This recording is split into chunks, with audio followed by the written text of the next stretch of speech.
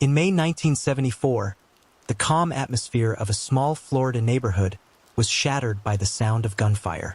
Despite witness statements, the case went cold for decades. Freddie Farah was born in 1940. At the age of 34, he had already established a stable and meaningful life for himself. He was married to Nadia Farah, the woman who shared in his dreams and stood beside him through the ups and downs of life. Together, they built a loving home and were blessed with 4 children, each of whom he adored deeply. His family meant everything to him, and those who knew him described him as a caring and dependable husband and father. Freddie was also a hard-working man, dedicated to providing for his loved ones. He owned and managed the Grand Park Food Store, a small but popular convenience store located at 2361 Kings Road in Jacksonville, Florida. Everything in Freddie's life seemed to be moving forward peacefully. His business was steady, his family life was filled with love, and his future appeared bright. But beneath that calm surface, fate had something unimaginable in store. Freddie had no idea that a terrible danger was slowly approaching.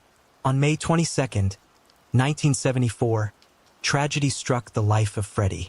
That day began like any other, with Freddie tending to his customers and managing his daily business operations. However, the calm routine was abruptly shattered when an unknown suspect entered the convenience store and demanded money from him. What started as a robbery quickly escalated into a violent encounter that would end in heartbreak. As the confrontation unfolded, Freddie moved away from the cash register, attempting to comply or perhaps diffuse the tension. The assailant then moved in front of the counter, closing the distance between them. Without hesitation, the suspect pulled out a firearm and opened fire, striking Freddie. The police were quickly dispatched to the scene following reports of the shooting. Emergency responders arrived promptly and found Freddie gravely injured. Despite their immediate efforts, Freddie's condition was critical. He was rushed to the hospital in hopes that his life could be saved, but sadly, his injuries proved too severe. Freddie was pronounced deceased, leaving behind his wife, children, and a devastated community mourning the sudden loss of a man known for his kindness and dedication. In the aftermath of the tragedy, law enforcement began an intensive investigation to identify the person responsible for the senseless act. The officers collected evidence from the store and began interviewing potential witnesses. One witness who had been inside the store during the incident reported hearing the suspect shout, "Give it to me," or "This is a holdup," moments before the shooting took place. The same witness described seeing a black male fleeing the store immediately after the gunfire, running out the door and disappearing from sight. Strangely, despite the apparent robbery attempt, the suspect did not take any money from the cash register or anywhere else in the store. This unusual detail puzzled the investigators and suggested that something may have gone wrong during the attempted robbery, or that the crime might not have been motivated purely by theft. The investigators had very little to work with beyond a few fingerprints collected from the crime scene and the witness statements recorded at the time. As years turned into decades, the file on Freddie's case grew cold, leaving his family and the Jacksonville community without closure. In 2016, more than 4 decades after Freddie's life was tragically taken, the Jacksonville Sheriff's Office Cold Case Unit decided to revisit the case using advanced forensic technology unavailable at the time of the original investigation. The detectives turned their attention to the evidence that had been preserved from 1974, including several fingerprints collected from the scene of the crime. With the help of the modern automated fingerprint identification system and newly expanded databases containing millions of digitized prints, the investigators hoped that technology might finally reveal what years of searching could not. Their efforts soon paid off. In 2017, the Cold Case Unit received a long-awaited breakthrough. One of the fingerprints from the original evidence matched those of Johnny Lewis Miller, who was by then a 60-year-old street performer living in New Orleans, Louisiana. Miller's fingerprints were already stored in the system due to prior unrelated arrests, and it was this digital trail that finally linked him to this case. In May 2017, Miller was arrested in New Orleans under an out-of-state warrant for second-degree slaying and attempted armed robbery. The arrest marked a major milestone for both the investigators who had kept the case alive and for the Farah family, who had waited more than 40 years for justice. During police interviews, Miller reportedly admitted to being involved in the fatal robbery attempt, though he did not provide full details about the incident.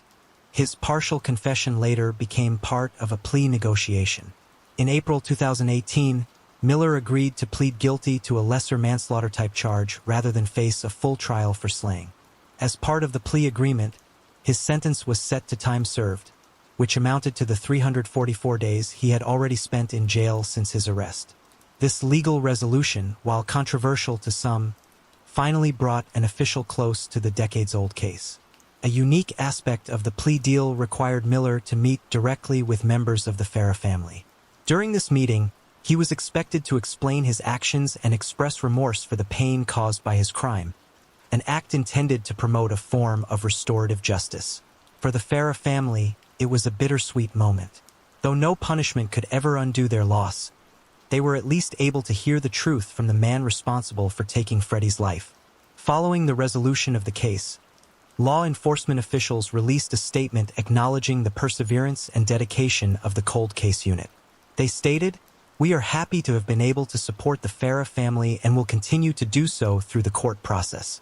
We also want to extend our sincere appreciation to the Jacksonville Sheriff's Office and their cold case team. 43 years is a long time, and we are so thankful that they took the time to review and reprocess this case.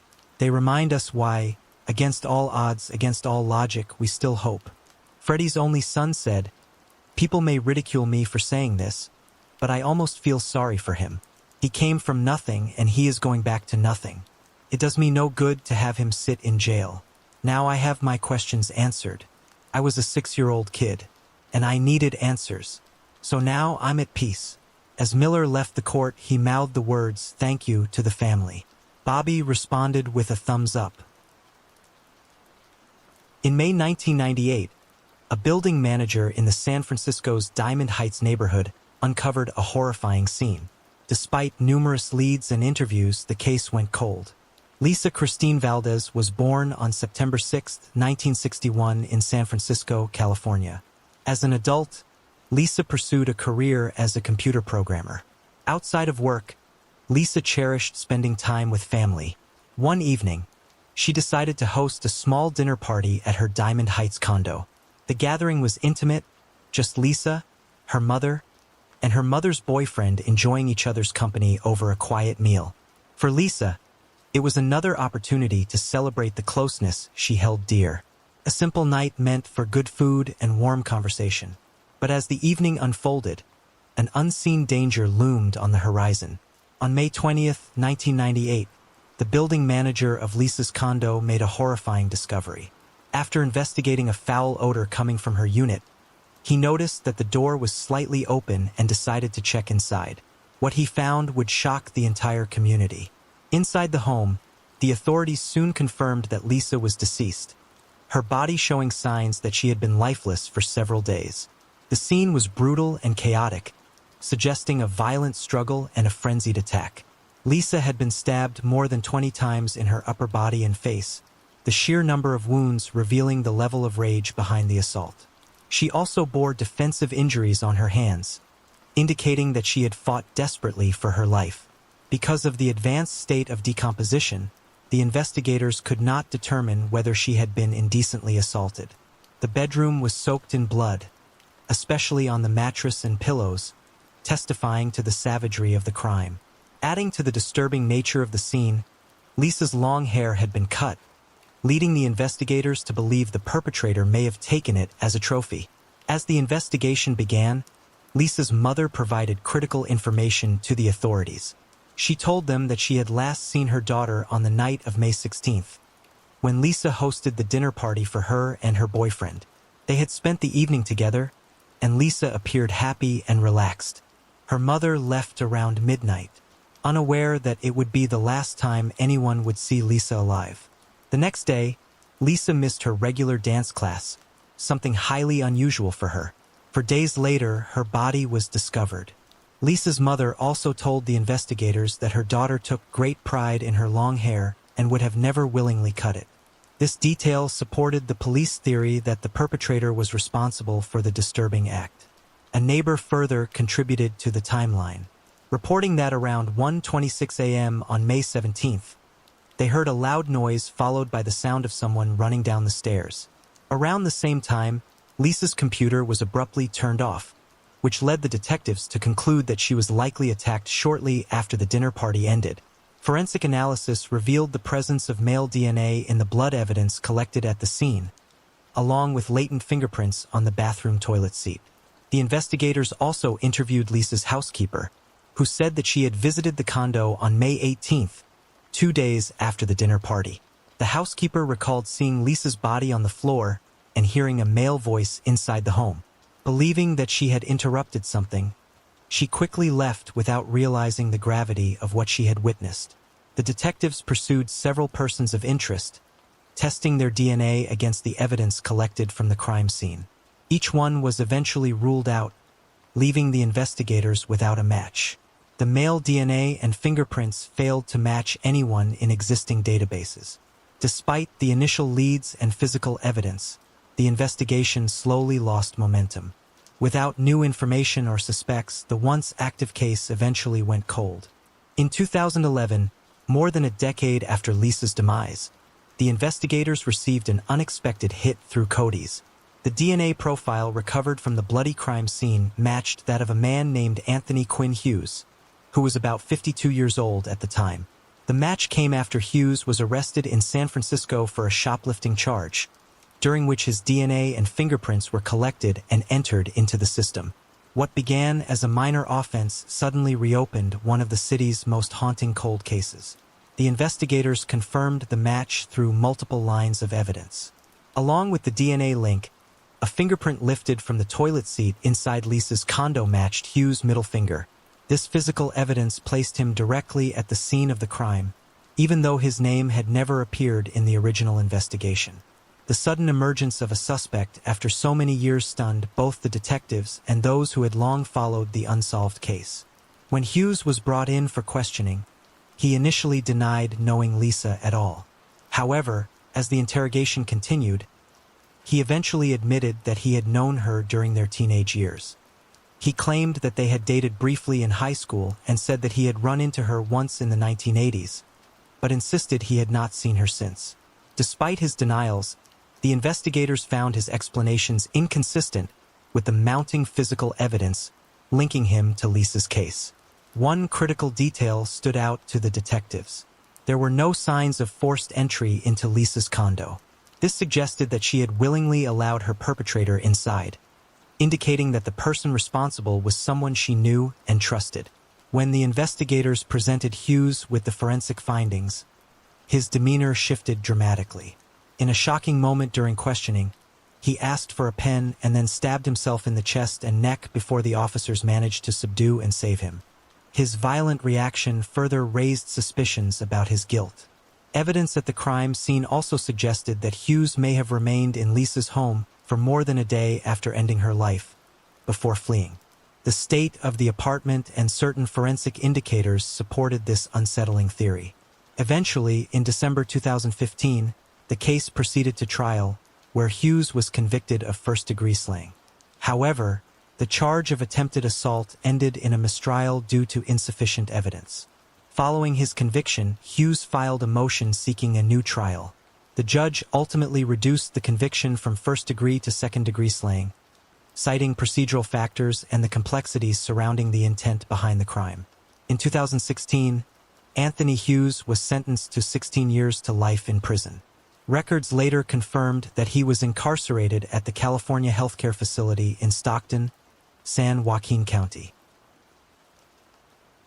In 1972, a 21-year-old man set out on a journey from New York to California but failed to return home. The case would only be solved decades later after effort made by a concerned family member. Robert Hutton was born in 1951.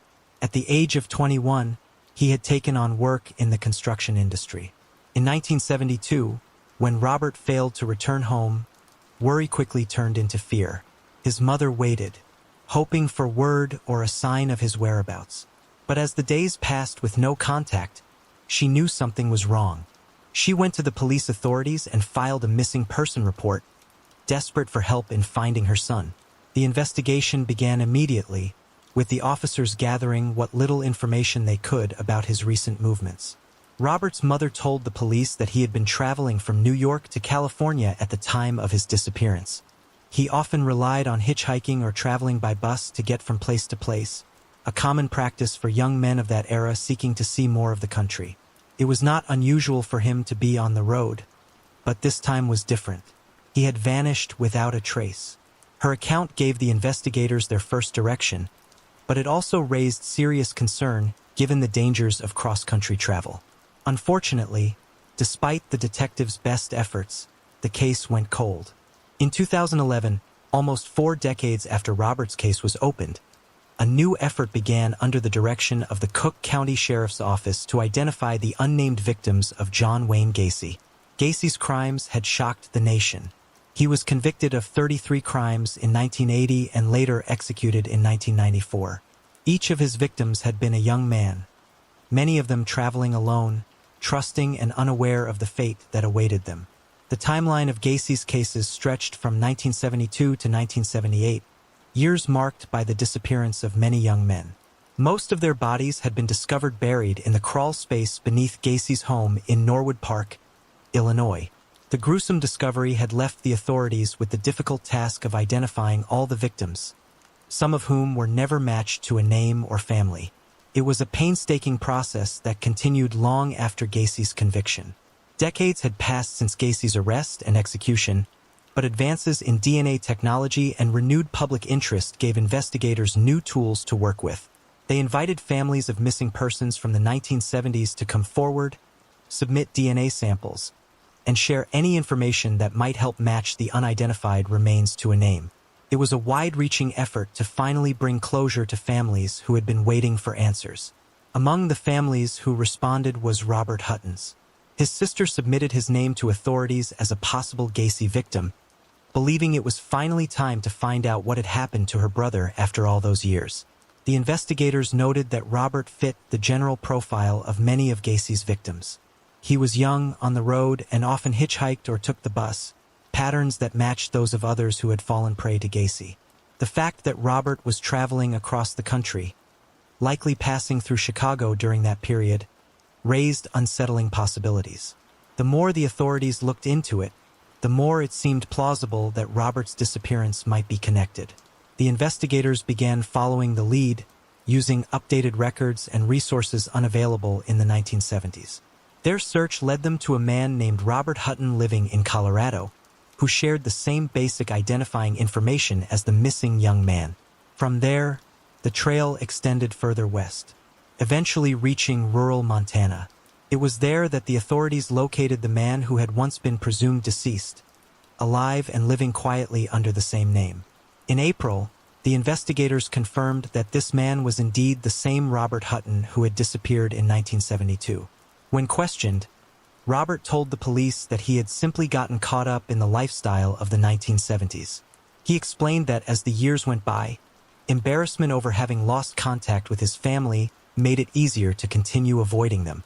What had begun as youthful freedom slowly turned into decades of silence. Robert also shared that he had made attempts to reconnect in the 1980s and 1990s, but had difficulty finding his relatives after so much time apart.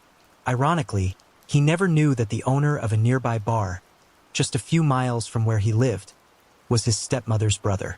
The years had separated him from his past so completely that even familiar faces and connections were hidden in plain sight.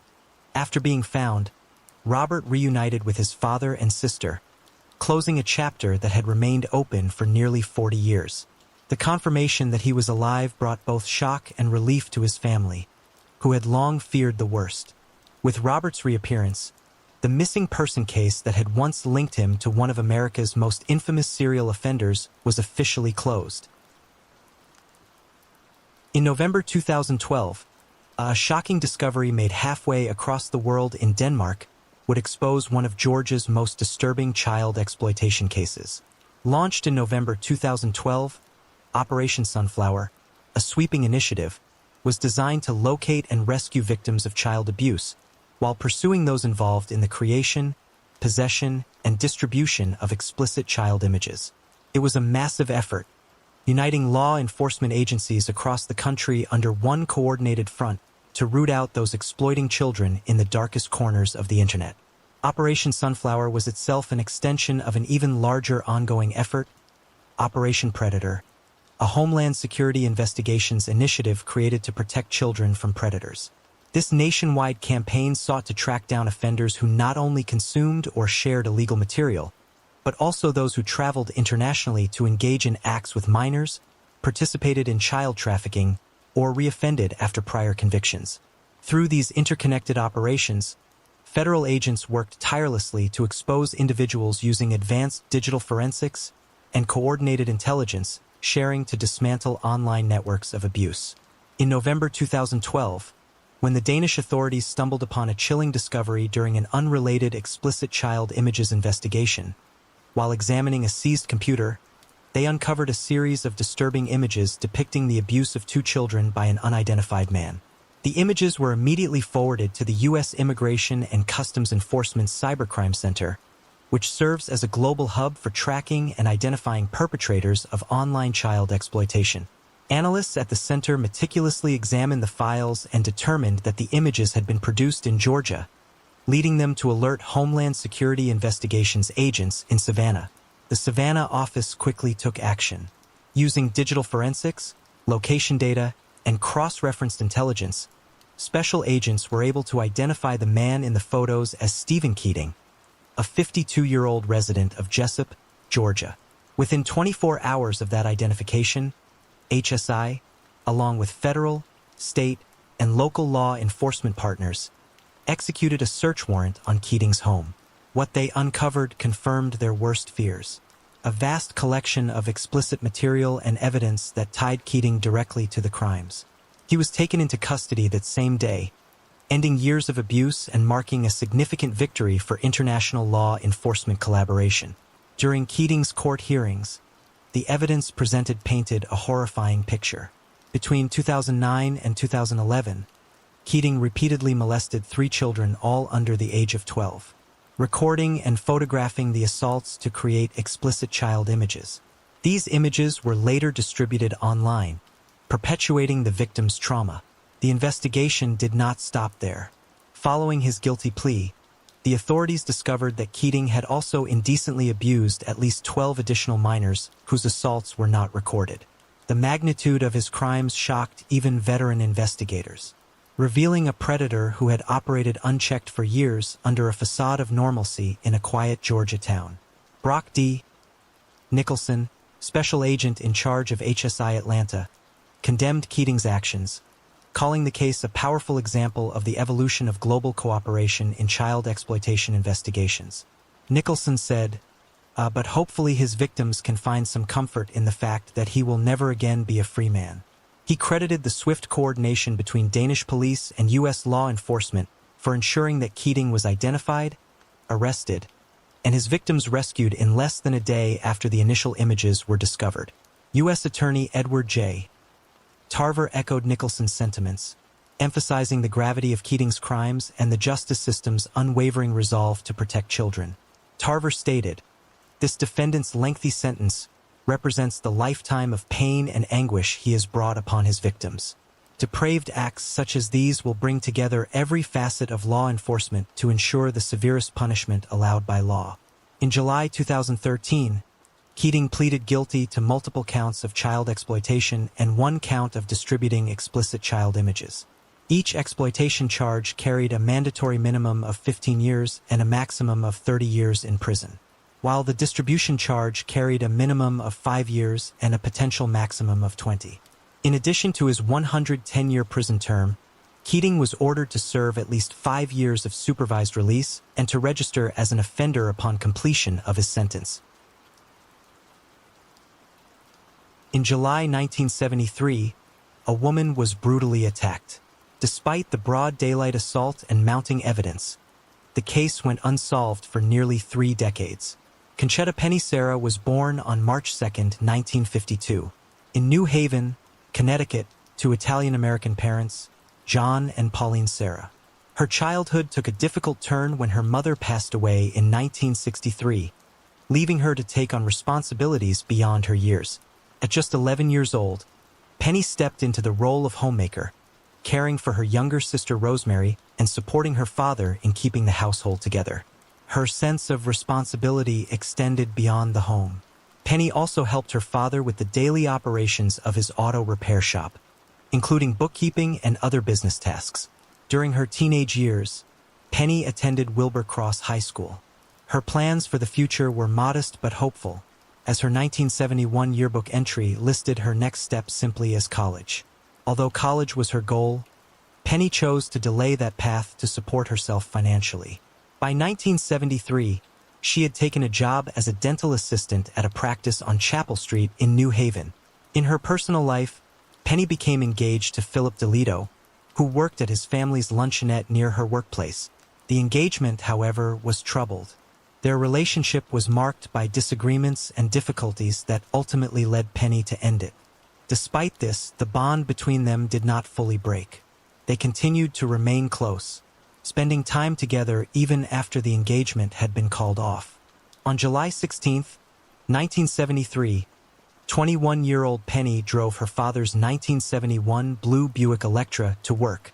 She parked in the Temple Street parking garage, a structure just a few blocks away from her workplace. It was a busy weekday, with people moving in and out of the garage, yet what was about to happen would leave the city shaken. Around noon, shortly after parking her car, Penny was suddenly approached by a man inside the garage. Without warning, he attacked her with a knife, stabbing at her multiple times in a violent struggle. In a desperate attempt to escape, she staggered toward her father's vehicle but collapsed beside it, her injuries proving fatal. A parking attendant and several motorists soon came across the horrifying scene. Penny was lying on the concrete floor in a pool of her own blood, her life already slipping away due to one stab in the heart. Emergency responders were quickly called to the garage, but despite their efforts, she was pronounced deceased before medical aid could reach her. The authorities wasted no time in launching an investigation. The police began collecting statements and searching for witnesses who might shed light on the broad daylight assault. Several eyewitnesses came forward, reporting that they had seen a man chasing Penny toward the stairwell. Others recalled observing a man fleeing the area, driving a Buick erratically through the garage shortly after the attack. Physical evidence soon emerged pointing to the assailant's attempt to escape. Blood was discovered both on the exterior and interior of a 1972 Buick registered to Penny's father. The vehicle had been abandoned on the 8th floor of the garage with a bloody trail leading up to the 9th floor. The discovery suggested the attacker had moved quickly through the levels in an effort to avoid capture. The investigators continued their search, uncovering more disturbing clues. A box of tissues smeared with bloody finger marks was found inside the car, lying in the footwell behind the driver's seat. On the 9th floor of the garage, the police discovered a hairpiece belonging to Penny, further connecting the struggle to the crime scene. The investigators examined several potential suspects over the years, but each lead eventually collapsed under closer scrutiny.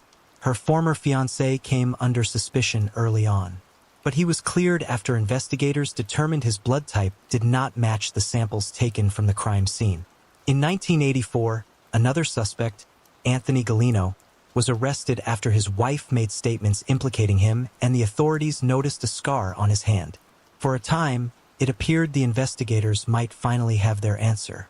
However, Galino was eventually ruled out when tests confirmed his blood type also failed to match the assailant's. The case once again stalled. Not long after, suspicion shifted to a man named Selman Topicu, whose accent and similar license plate drew police attention. Despite the circumstantial details, the evidence was not strong enough to secure a warrant, and he was never charged. Each of these false leads only deepened the frustration surrounding the case, leaving Penny's family without closure. In 1987, 14 years after the crime, the investigation received new energy when John, Penny's father, personally urged the state's attorney's office to take control of the case. This decision led to a detailed reenactment of the events inside the Temple Street parking garage, giving the investigators a clearer picture of how the attack had unfolded. Through this exercise, along with updated forensic analysis, they concluded the assault likely began on the 7th floor and that the attacker had injured his left hand during the struggle. A decade later, technological advancements finally provided the long-awaited breakthrough. In 1997, the investigators revisited a key piece of evidence, a tissue box found inside the abandoned Buick. A latent fingerprint lifted from the box was run through the state's automated fingerprint identification system, which had only recently become available. The print matched Edward R. Grant, a 59-year-old auto mechanic from Waterbury, Connecticut, who had been fingerprinted following a 1994 domestic violence arrest. On June 24, 1997, was arrested. The fingerprint evidence combined with the fact that Grant had type O blood, the same type found at the crime scene, strengthened the case against him. Further DNA testing of material recovered from Penny's clothing, which had been inconclusive in earlier years, later confirmed Grant's connection to the crime. The investigators also noted that he had no prior relationship or known contact with Penny, making the act all the more senseless and shocking. In 2002, nearly 3 decades after Penny's life was ended, Edward Grant finally faced trial. The courtroom proceedings drew considerable attention, as the case had remained one of New Haven's most haunting, unsolved crimes for years. The trial centered on the crucial forensic breakthroughs that had connected Grant to the crime scene. The prosecution presented the fingerprint recovered from the tissue box inside the Buick, which had been conclusively matched to Grant through AFIS. They also highlighted the DNA analysis from Penny's clothing, which further reinforced the case against him. Together, these pieces of evidence created what the prosecutors described as an overwhelming link between Grant and the slain. Grant's defense sought to undermine the credibility of the investigation. They questioned the handling of evidence over the decades and suggested that police errors or even tampering could have influenced the results. Despite these claims, the defense did not directly dispute the scientific validity of the fingerprint or DNA analysis, acknowledging the strength of the forensic findings. On September 27, 2002, the jury returned a guilty verdict. Grant was sentenced to a prison term of 20 years to life. Grant, then 59 years old, swayed as if he had been hit when he heard the word guilty.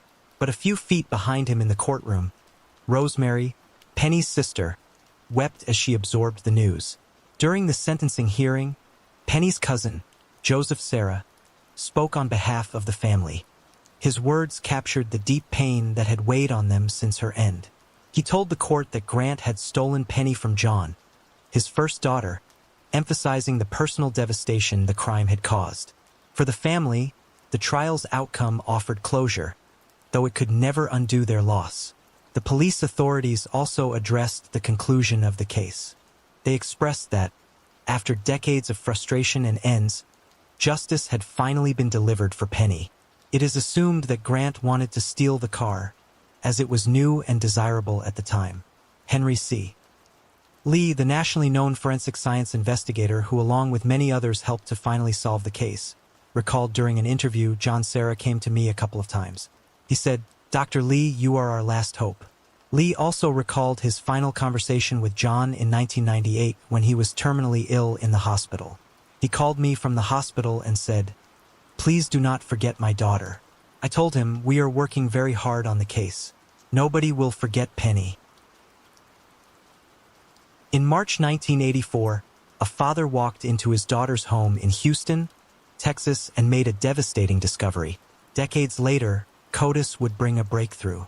Willeen Faye Kennedy was born on January 22, 1951 to parents Charles Chambers Kennedy Jr. and L. Rose Lily Tesh Kennedy. Willeen would eventually establish herself as a creative and hardworking woman, pursuing several ventures that highlighted her artistic and entrepreneurial spirit. She ran a small business focused on antique and used clothing, finding value in vintage pieces and curating them for her customers. Alongside this, she operated a retail used clothing store, broadening her reach in the local community. Willeen's interest did not stop there. She also created custom jewelry and built a reputation as an interior decorator. Her specialty was in stained glass decor. Willeen was not an only child. She had 2 siblings, one of whom was her younger sister, Lily Dale Kennedy. Lily was born in 1961, 10 years after Willeen. But Lily's own path unfolded differently from Willeen's. By the age of 23, she was unemployed. Earlier in her working life, she had taken a job as a key punch operator. The two sisters lived together in Houston, Texas. Their home was located in the Heights neighborhood, a residential area known for its older houses and distinct charm. They shared a blue and white house at 600 East 12th Street. On March 5, 1984, tragedy struck the Kennedy family. That day, Jack made a horrific discovery when he entered his daughter's home in the Heights neighborhood. He found his two adult daughters, 33-year-old Wileen and 23-year-old Lily, lying deceased on the floor. The shocking scene left him no choice but to immediately alert the authorities. The police arrived at the residence quickly after receiving the call. When the officers entered the home, they confirmed what Jack had already discovered. Both sisters' lives were brutally taken in what was clearly a violent attack. At the scene, the investigators noted that each victim had suffered gunshot wounds, making it evident that firearms had been used. The younger of the two, Lily, had been shot in the back of the head. The wound was fatal and caused her life to be ended quickly. In contrast, her sister, Wileen, had endured far greater suffering at the hands of the perpetrator. The autopsy later revealed that Wileen had not only been shot, but had also been stabbed and bludgeoned. In addition to this, she had been assaulted. As the investigators examined the crime scene, it became apparent that the home had been ransacked. Items were missing, and the police determined that property had been taken. This pointed to the possibility of robbery as part of the motive, though the extent of violence inflicted on Wileen suggested far more than a simple burglary gone wrong. During the course of the investigation, the detective spoke with neighbors in hopes of gathering more information. One neighbor reported seeing a man leaving the house on the day of the crime. The man was carrying a duffel bag, raising the neighbor's suspicions that a burglary might have been in progress. When confronted, the stranger explained that his wife had kicked him out of the home. Accepting the explanation, the neighbor allowed the man to leave. Despite the leads, the investigators struggled to make progress. They conducted an extensive investigation, pursuing every angle available at the time. Yet no suspects were identified and no arrests were made. As a result, the case would remain unsolved and growing cold and dormant for decades. Cold case investigators revisited the case in 2009, 25 years after the brutal crime had first gone cold. Using evidence preserved from Wileen's assault examination, they were able to extract a DNA profile. This profile was then submitted to Cody's. Despite the effort, no matches were identified, and the case once again slowed to a standstill. The investigation remained stagnant until late 2014, another 5 years later, when an unexpected lead surfaced. A man who was facing charges in an unrelated matter came forward with information connected to the Kennedy case. He identified an individual named Edmund Deegan as a potential suspect. This tip gave the investigators a new direction and renewed hope that justice might finally be within reach. The detectives soon discovered that Deegan was still living in the Houston area. With this knowledge, they moved to obtain forensic evidence directly from him. The DNA collected from Deegan was entered into Cody's, where it was matched against the evidence preserved from the Kennedy crime scene. The results confirmed what the investigators suspected. Deegan's DNA was a direct match to the evidence connected to the case. In January 2015, the authorities arrested him, and he was formally charged. His trial focused on ending the life of Wileen, and in 2017, the court reached a verdict. Deegan was convicted and sentenced to 15 years in prison. An HPD sergeant later explained that Deegan had actually been questioned back in 1984, shortly after the crime took place. But at that time, he was not considered a suspect. Although the conviction provided some measure of accountability, the outcome left the Kennedy family devastated once again. Due to Texas's mandatory release law, which allows inmates to earn early release based on good behavior credits, Deegan was freed from prison far earlier than expected. On December 1, 2021, after serving only 7 years of his 15-year sentence, Deegan walked free. The release was a painful blow to the sisters' loved ones. Their niece, Elliot, along with other family members, expressed deep anguish that the man convicted of such a violent crime would serve so little time. The Kennedy sisters were laid to rest in Hallettsville, Texas. At their father's request, their tombstones were engraved with the word, slain, a permanent reminder of the violence that ended their lives and the injustice their family continued to endure. In October 1999, a 4-year-old girl went missing during a short train ride between two villages in Belarus, Europe. The case would be solved decades later, thanks to an online article about a missing person case. Yulia Moisenko was born in 1995, the daughter of Viktor and Ludmila Moisenko, who raised her in Belarus. Yulia's life appeared to be that of an ordinary child, until tragedy struck at an age far too young. In October 1999, Viktor took his daughter on a short train ride between villages in Belarus. It was meant to be a simple trip, nothing unusual or out of the ordinary.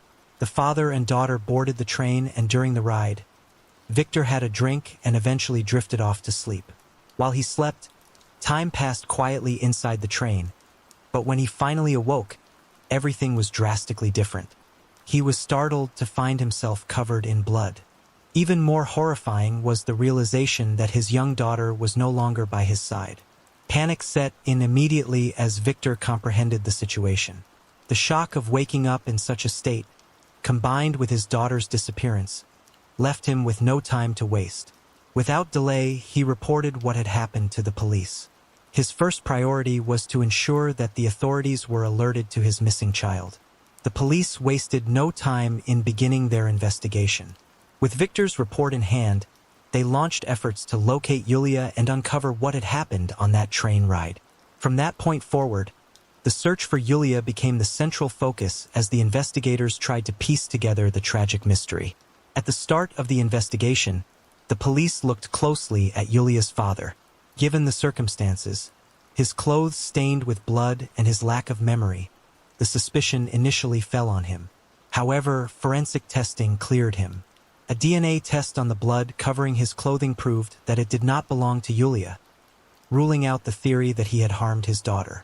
Despite being cleared, Viktor could provide little help to the investigators. He admitted that he could not remember if he had been in a fight or how the blood ended up on his clothes. He also had no memory of the crucial moments in which his daughter disappeared. With so few answers, the investigators were left with more questions than before. Alarmed by the disturbing case, the police expanded their efforts beyond the local villages.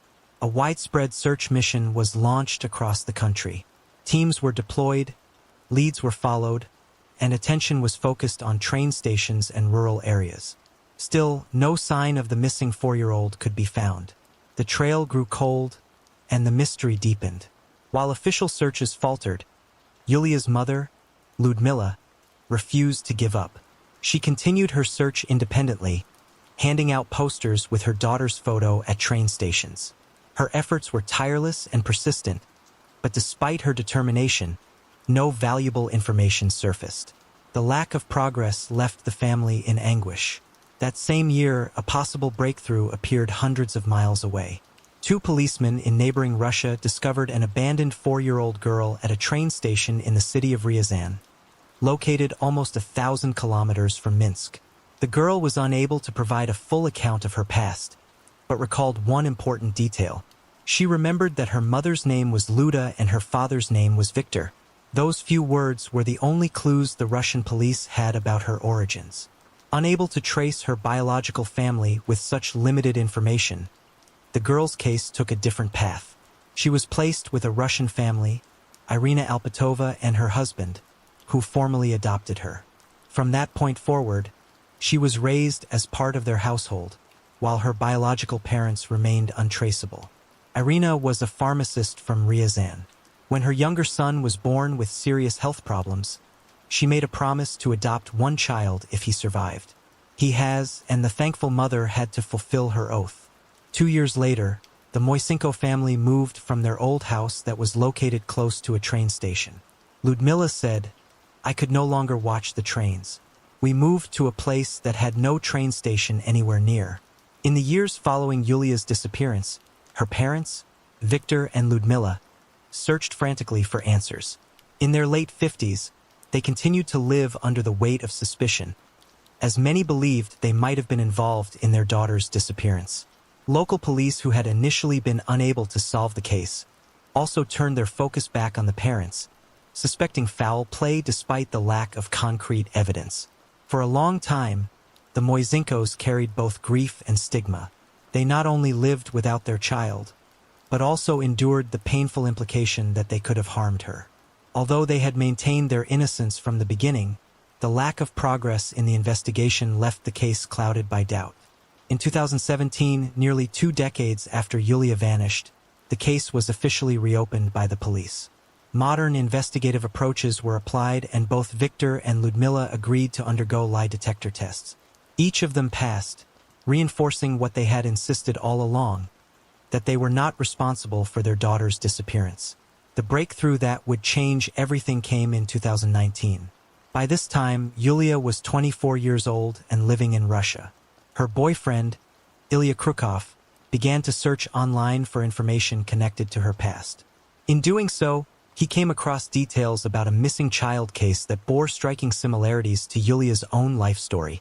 Curiosity turned into action, and soon the connection between Yulia and the Moisenko family was tested scientifically. A DNA examination was conducted to determine whether the young woman was indeed the same child who had disappeared from Belarus in 1999. The results confirmed the truth. Yulia was Victor and Ludmila's biological daughter. The long-awaited reunion took place at a police station in Margina Horka, a settlement in Belarus. It was there that Yulia and her biological parents saw each other again for the first time since her disappearance 2 decades earlier. The atmosphere was charged with emotion, a moment that words could barely capture.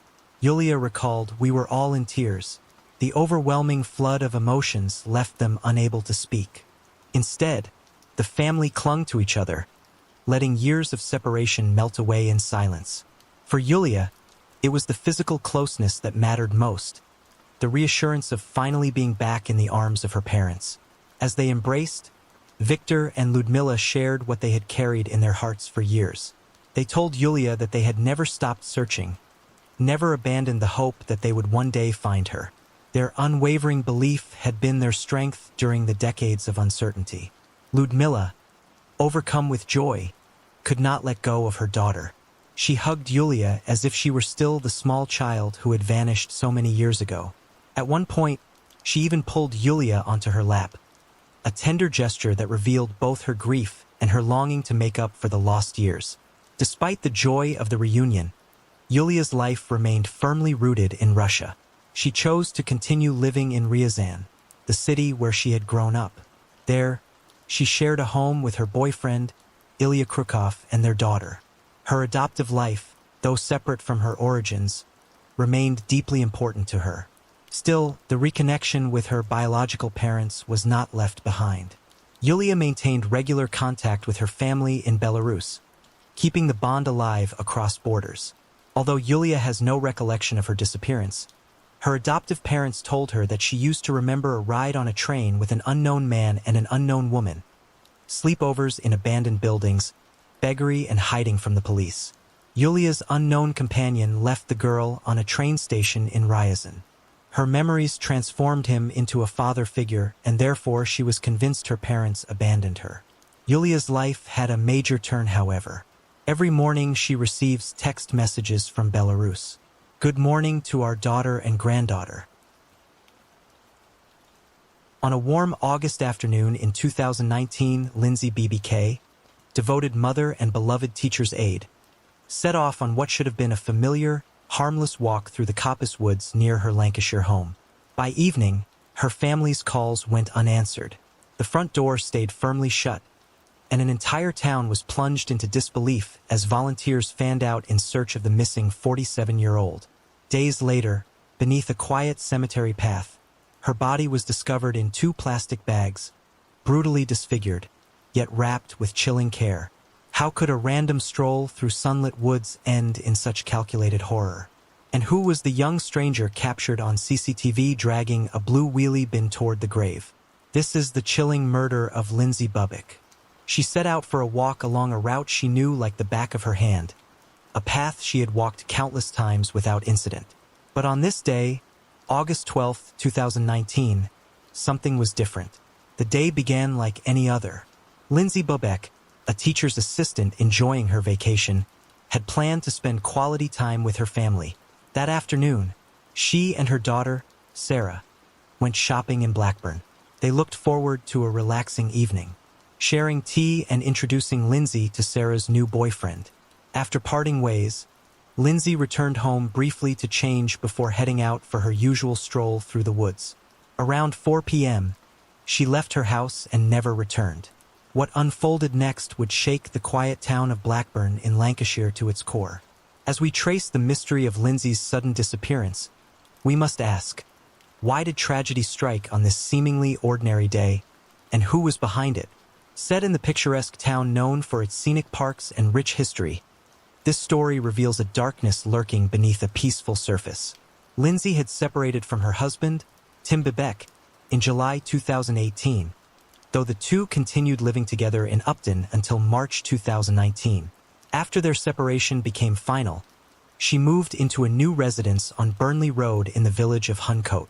A devoted mother, Lindsay cared deeply for her two grown children, Devon, 20, and Sarah, 17. She worked as a teacher's aide for upper grade students at Hampton Hill Elementary School in Burnley, where her creativity and passion for children truly shined. A gifted artist, Lindsay often went above and beyond, crafting intricate props for school plays that left lasting impressions. But on August 12th, everything changed.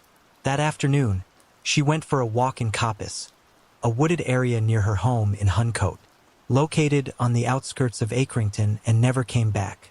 Later that day, as planned, Sarah and her boyfriend, Brandon, arrived at Lindsay's home for tea. When no one answered the door, Sarah grew uneasy. It was unlike her mother to forget something so important. She called multiple times with no response, then finally sent a worried text, "Where are you?"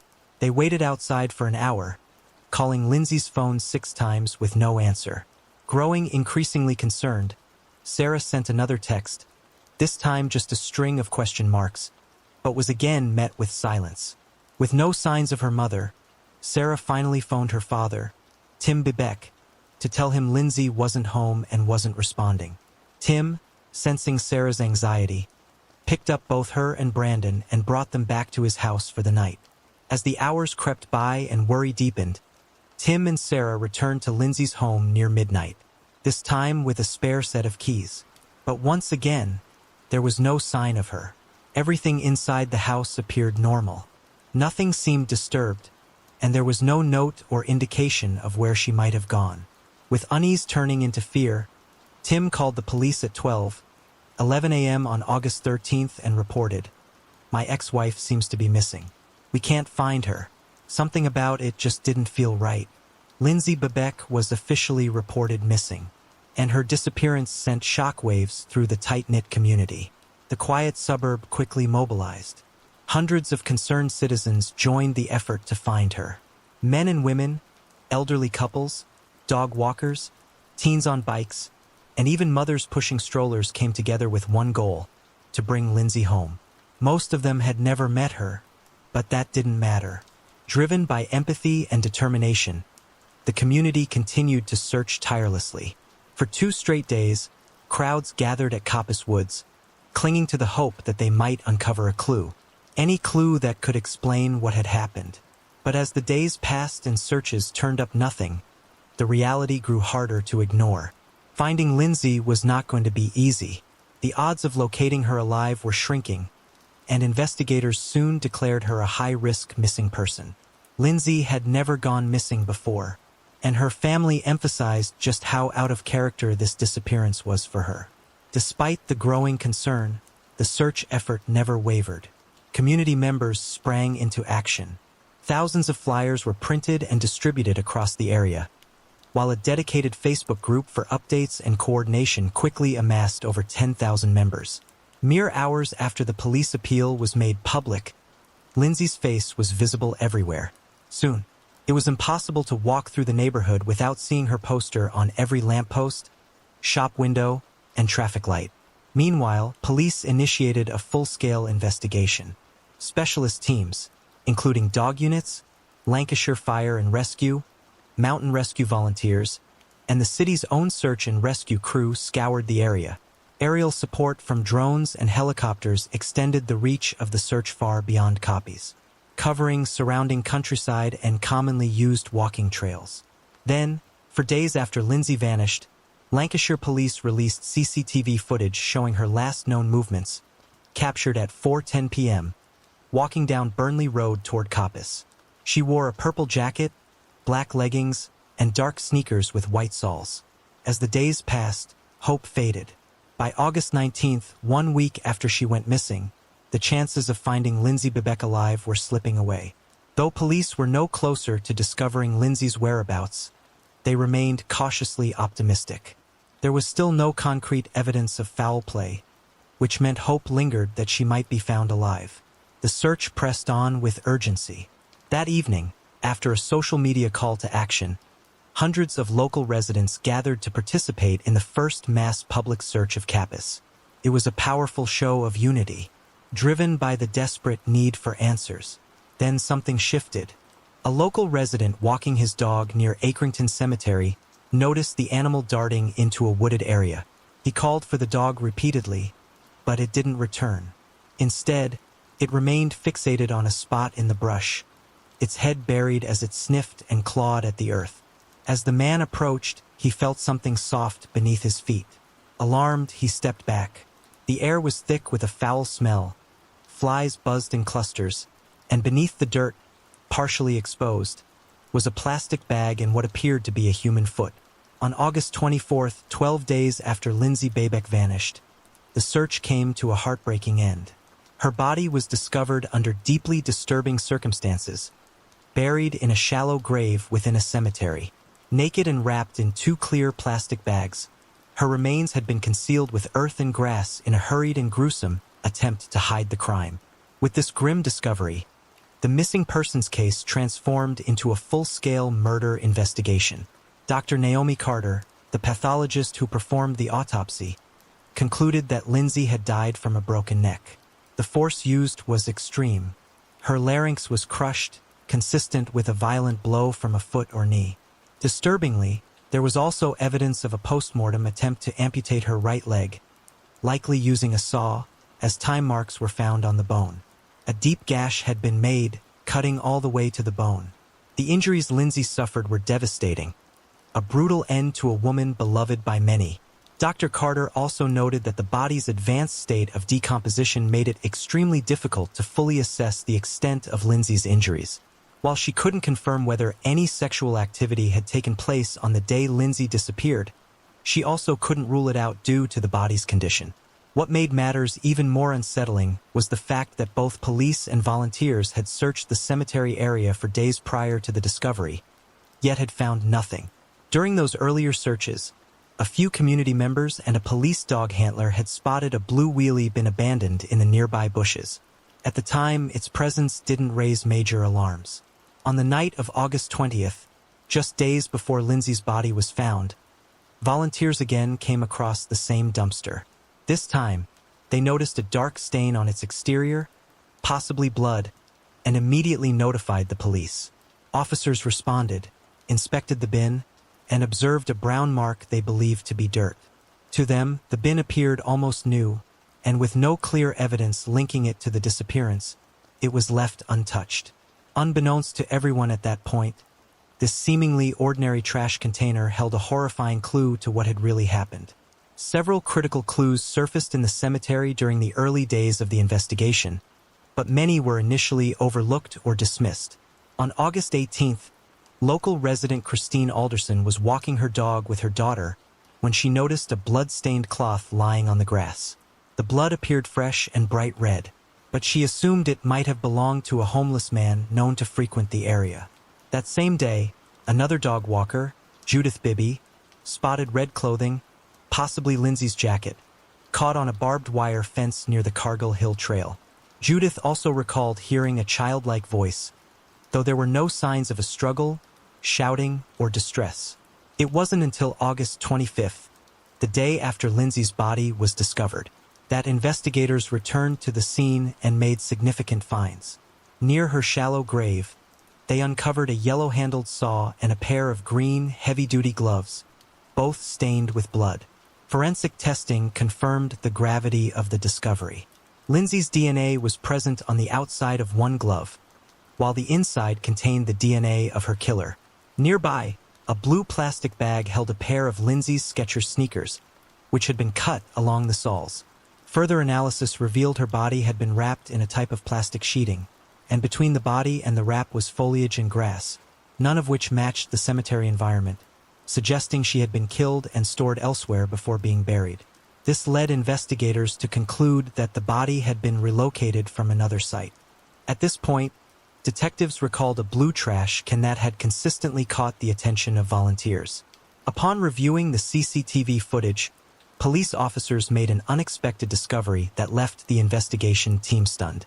Multiple images showed a young man pulling a blue wheelie bin along Burley Road. In the days that followed, another CCTV camera recorded the same individual returning to the cemetery 4 times. This footage led to the identification of a suspect. The video of the young man dragging a trash can down the street, possibly containing Lindsay's body, quickly became viral. It was broadcast on the news along with a request for assistance in identifying the individual, which proved effective. Shocked teachers and parents were able to recognize the teen, who turned himself in to the police later that day. His identity was kept confidential until sentencing due to his age, as he was only 16 at the time of the crime. The boy in the video turned out to be Rocky Marciano Price, a local resident. He lived with his parents and 5 siblings on Wynn Hill Road in Accrington, a home that had been in the Price family for about 30 years. The young man had a significant range of mental health issues. Rocky had been diagnosed with autism, attention deficit disorder, and hyperactivity from a young age. His low IQ added to his struggles with learning and communication. He attended an alternative school in Barnoldswick a few days each week and was described by his teachers as an extremely quiet, nonverbal student. In 2015, a psychologist evaluated Price and concluded that he had a limited understanding of his own emotions and emotional well-being. He struggled significantly with understanding the link between events and emotions. A 2016 report further described Price as being unresponsive to strangers and in constant need of supervision and care. Timothy Bradley, who had taught at the school for 18 months, noted that they were always trying to find ways to engage him in education, but Price preferred hands-on activities over academic subjects. He rarely participated in conversations, even about topics that piqued his interest. Teachers also described Rocky Price as physically strong and unusually tough for his age. He regularly went to the gym, enjoyed taking care of the chickens on the family farm, and loved watching movies and playing Xbox. Price lived in his own world and wasn't always aware of the consequences of his actions. So what led him to attack Lindsay Baybeck? Nothing in particular. She was simply in the wrong place at the wrong time when Rocky Price was on the hunt for lonely women. He was on the lookout for a woman to kill, showing no concern for who it would be. This was a completely random murder committed by a stranger. On August 12, 2020, exactly 1 year after the crime, Price finally stood trial. After an 8-day retrial and 4 hours of deliberation, a jury unanimously found Rocky Marciano Price guilty. Appearing via video link from Her Majesty's Prison Wetherby, the 17-year-old showed no reaction as the judge read out the verdict. There was also no reaction from his parents in the courtroom. Price pleaded guilty to helping dispose of Lindsay's body, but denied any involvement in her death. He claimed that a male stranger had approached him and offered him money to help bury the woman. In a prepared statement, he admitted to moving the trash can and burying the body, but insisted he had no part in Lindsay's death.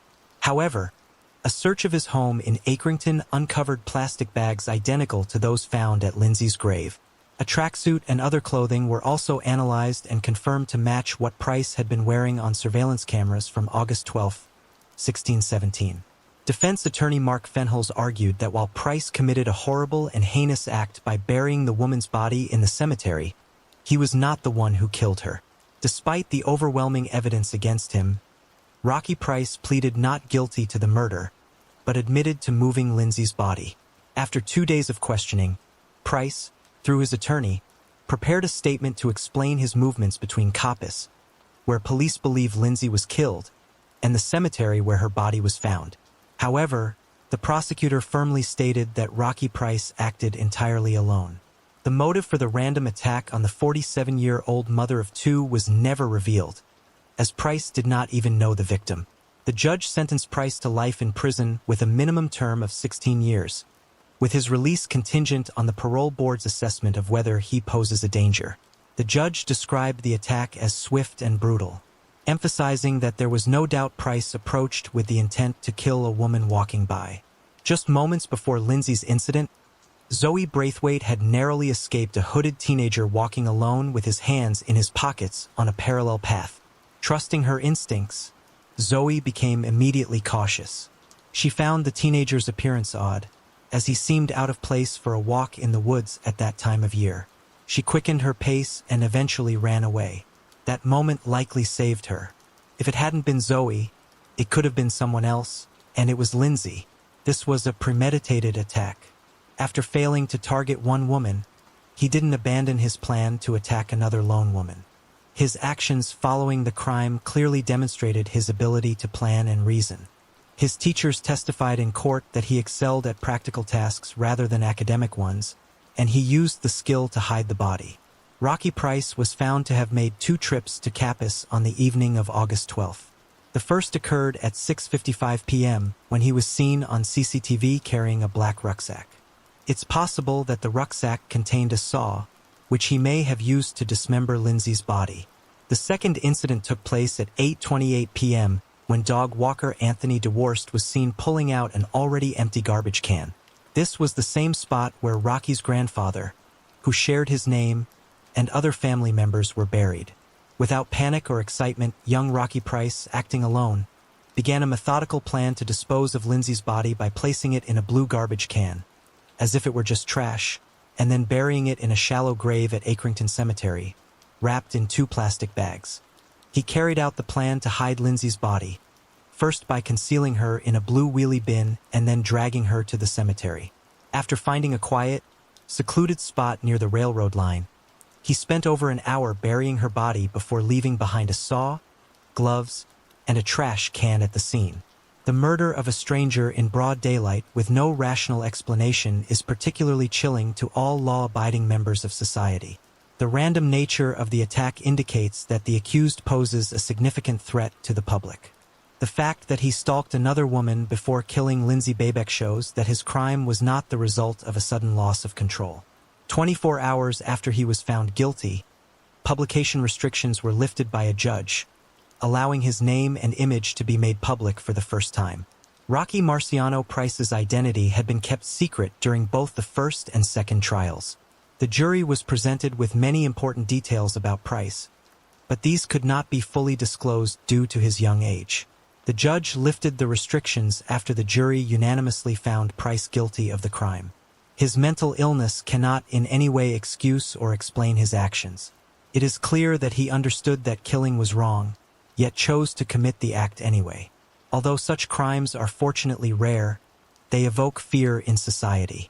However, the central question in this case remains unanswered. Why did the young man feel the need to kill a stranger? And what was his motive? Only Rocky Price knows the answer, but he refused to provide it. Perhaps, if it hadn't been Lindsay Babeck, it could have been someone else. Lindsay's funeral took place at St. Margaret's Church in Hampton on September 20th. Over 200 mourners gathered at the church, while police stopped traffic on Manchester Road as Lindsay's coffin, draped in flowers, was carried into the church. Dozens of floral tributes from friends, family, and even strangers whose hearts were touched by Lindsay's story were left at the scene. Sarah described her mother as a very optimistic and positive woman, and Lindsay had been making plans for the future. Lindsay had been planning a trip to Glasgow with her friend, Sharon, and dreamed of finding love through the Match.com dating site.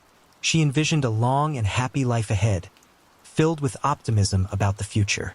However, all those dreams were shattered on one sunny summer day.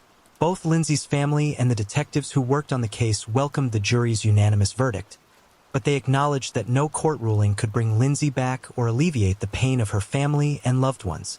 After the verdict was announced, Members of the defendant's family stood outside the courthouse wearing T-shirts that read, "Wrongfully convicted. Set this boy free." The back of the shirt stated, "The killer is still at large." It's possible that Price is an aspiring maniac. Someone who wanted to take another person's life to experience what it feels like to kill and mutilate someone. Most likely, this behavior stems from a neurodevelopmental disorder, which affects social interactions, motor skills, and behavior patterns. The term autism essentially refers to someone who retreats into their own internal world, disconnected from those around them. Autism remains an under-researched developmental disorder that may result from genetic or hereditary factors, while the exact cause is not entirely understood. In this case, the punishment seems to align with the crime, even if Rocky Price only buried Lindsay's mutilated body. In the shadow of an isolated clinic in Nueva Paltina, a young medical intern named Mariana Sanchez found herself trapped in a tiny, unlit room, cut off from the world she once knew and subjected to relentless harassment. She pleaded for help, filing official complaints that vanished without a trace, only to be found days later suspended by a rope in the very space meant to shelter her, as her body was swiftly cremated, destroying the last hope of uncovering the truth. An entire system seemed complicit in silencing her cries. What really happened to Mariana Sanchez? And how far did those responsible go to bury the evidence of her fate? This is the murder of Mariana Sanchez. On that Thursday, Mariana was preparing to leave. She planned to spend one final weekend in Nueva Palestina, Chiapas, before heading home. The harassment hadn't let up, and she confided in her mother that she no longer felt safe. She mentioned she'd try speaking with the clinic director one last time. All she wanted was to leave that place behind. But then she went silent. Mariana had been made to live in a cramped room right beside the clinic where she worked. The following day, her body was discovered inside. What really happened to Mariana? She asked for help. Why wasn't anyone listening? So why was Mariana assigned to such a dangerous and isolated location? And why did the authorities destroy key evidence so quickly, cutting the investigation short before her family could find any answers? This young woman had dedicated herself to helping others. Yet when she needed protection the most, no one came to her aid. Mariana was born in Mexico City on July 16, 1995, and spent the first months of her life there. Her mother, Lourdes, had only one child. Her father was largely absent, especially after their separation, and little is known about him. During her early years, Mariana traveled between Mexico City and Tuxtla Gutierrez, where her maternal grandparents lived. But by the age of 6, she made the decision to stay permanently in Tuxtla Gutierrez with her mother. Though details about her childhood and adolescence remain limited, she was remembered as a cheerful yet quiet and reserved girl. After graduating from high school, Mariana initially pursued dentistry at a local college, but later realized her true calling was in medicine. She transferred to the Universidad Autónoma de Chiapas to become a doctor. Mariana was a dedicated student who performed well academically and gained hands-on experience by working in private clinics. Her ultimate goal was to specialize in pathology. Like many young adults, she enjoyed spending time with friends, going to parties, and staying active at the gym. Those who knew her described her as kind, intelligent, and deeply loyal, the type of friend who would always have your back. Even when faced with tough challenges, Mariana confronted them with courage. On social media, she often shared memes, uplifting quotes, and posts about her love for junk food and sweets.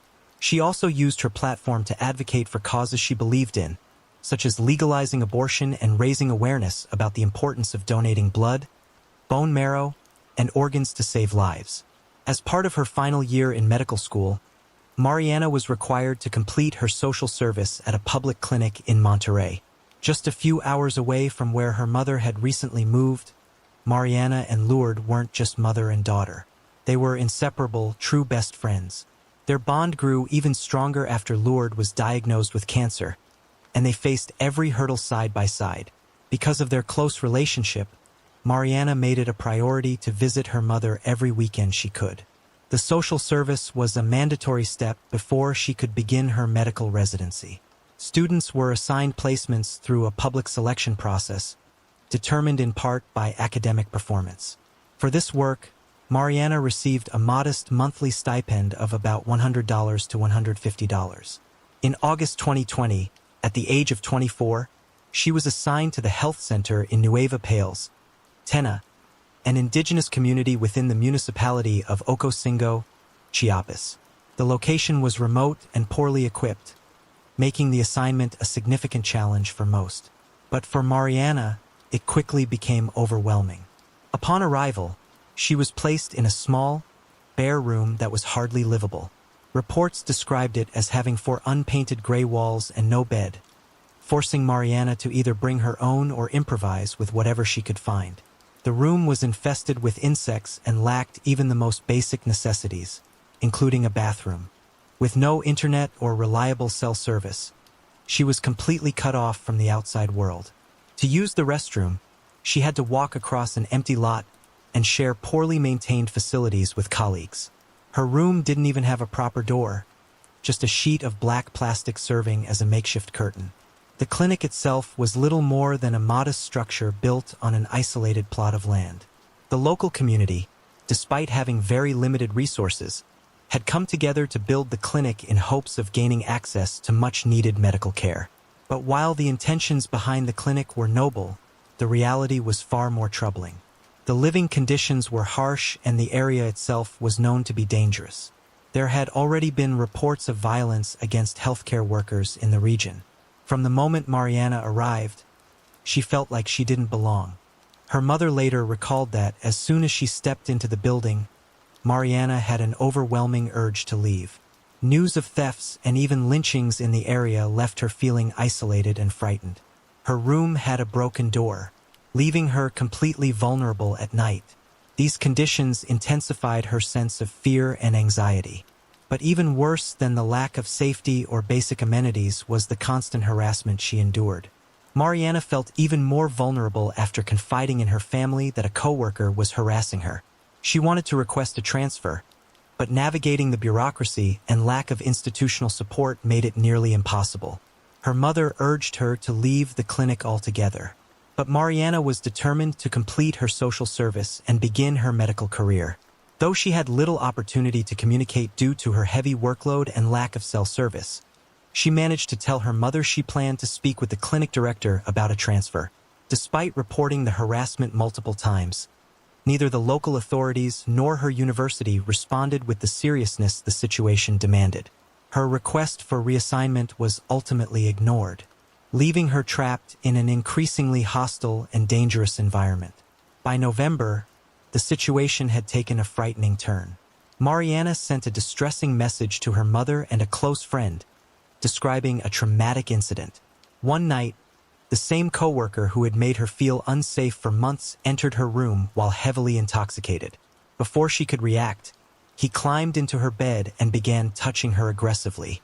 Mariana fought back with everything she had, trying to get him to stop, but he refused to leave. Her roommate, a nurse, wasn't there that night, leaving Mariana completely alone and vulnerable. Even before this horrific incident, she had filed an official complaint in an effort to escape the danger she was living in.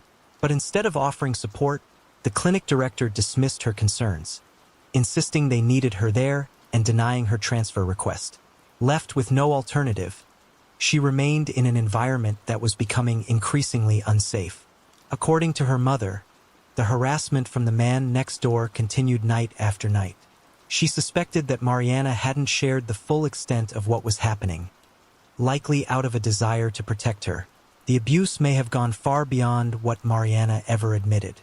Despite the fear and isolation, she showed incredible courage, doing what few women in Mexico dare to do, speaking up. Mariana officially reported the harassment to both the clinic staff and the public prosecutor's office, but no meaningful action was taken. The clinic managers responded by simply bringing her to Molly's and suggesting she take some time off to recover.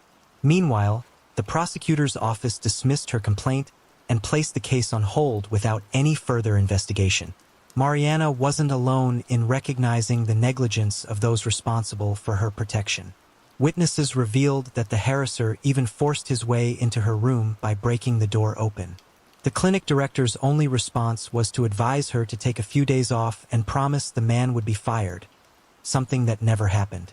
Frustrated and distraught, Mariana filed another formal complaint with Anachiopes, the body responsible for overseeing her safety during this final stage of her studies. Yet nothing substantial came from it. The situation became a terrible nightmare, and the very thought of returning to the clinic filled her with terror. Then, in January 2021, a devastating event unfolded.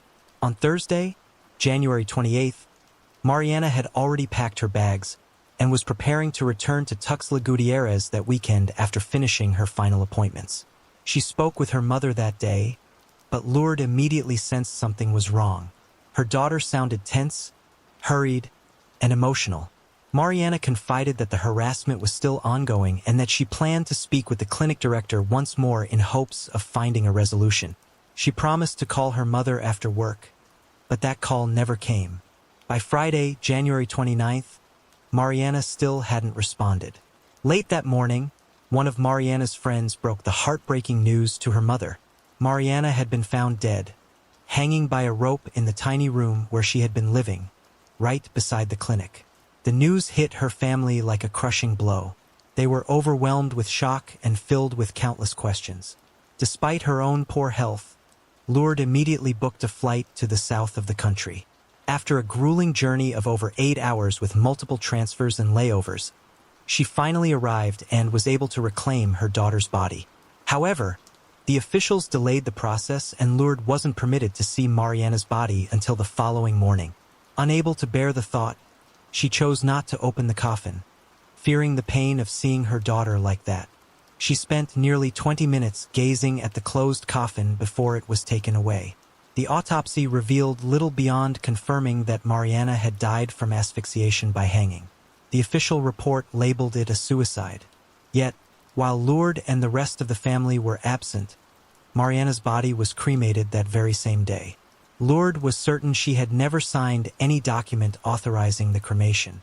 The family was stunned by how rapidly everything was handled. There was no time for a proper farewell, and the rushed process only deepened their suspicions.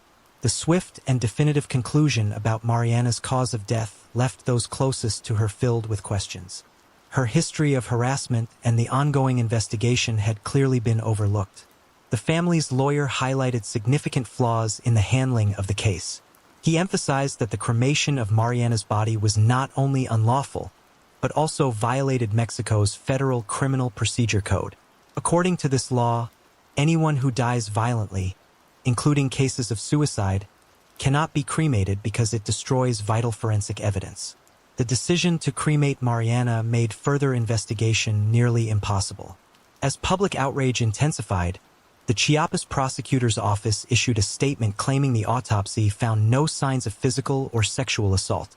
They also stated that Mariana had never formally reported any sexual crimes to the police. Despite their reassurances, their words did little to quell the growing anger spreading across the nation. Medical interns from across the region, along with students from the Universidad Autónoma de Chiapas, launched an indefinite strike. They refused to accept the police narrative about Mariana's death and demanded a thorough investigation. Students from both the medical and gerontology faculties penned an open letter to the university administration calling for accountability for those who ignored Mariana's pleas for help. They labeled her death a femicide, not a suicide, insisting she was killed, something that could have been prevented if her complaints had been taken seriously. As public outrage intensified, people from all walks of life joined the demand for justice. Social media became a powerful platform to expose the inconsistencies and negligence surrounding Mariana's case. Thousands used hashtags like #JusticiaPorMariana to share messages, videos, and stories condemning the institutions that failed to protect her. The movement rapidly gained momentum, sparking widespread anger across the country. Before long, the call for justice expanded beyond online protests into real-world action. Many people saw Mariana's case not as the result of a single person's negligence, but as a failure of the entire system. Despite her repeated pleas for help, Both the government and the university turned a blind eye. The university, which should have protected her during her final months of study, failed to support her family in their pursuit of justice. As public pressure mounted, the case sparked a nationwide conversation. This exposed how long institutions had neglected the tragedy. In response, the Ministry of the Interior instructed the Chiapas Attorney General's office to follow legal protocols for investigating gender-based violence deaths and ensure the case was handled with a gender-sensitive approach.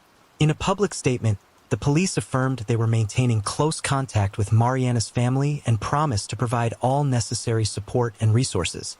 They also confirmed that the Chiapas Secretariat for Gender Equality was involved, offering assistance to Mariana's grieving mother. Despite still recovering from surgery, Lourdes publicly expressed her gratitude to everyone who had stood behind her daughter's cause on February 2nd.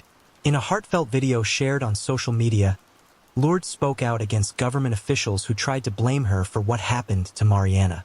To those questioning my role as a mother and asking where I was, she said, "I was living outside Chiapas, working hard to secure a future for my daughter. Some say I was wrong to let her work so far away, but she had her reasons for being there. The abuse she endured was never her fault." Her words resonated deeply with many and revealed the deep mistrust she felt toward the authorities. At that time, Lourdes still hadn't been granted access to the case file or an official copy of the investigation.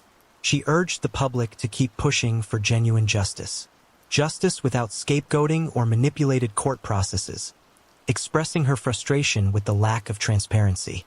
Then, on February 13th, Ana, the clinic director in Nueva Palestina where Mariana worked, was arrested. The Chiapas State Attorney General's office accused Ana, the clinic director, of abusing her power by failing to report the mistreatment Mariana was enduring despite being aware of it. Although Mariana had repeatedly complained, Ana dismissed her concerns with gestures like offering soup and time off. She also promised to transfer the man harassing Mariana, but never followed through. In a bizarre turn, it was Ana who called the police after Mariana's body was discovered on the morning of January 29th. A judge ordered her to remain in pretrial detention, citing clear evidence of negligence.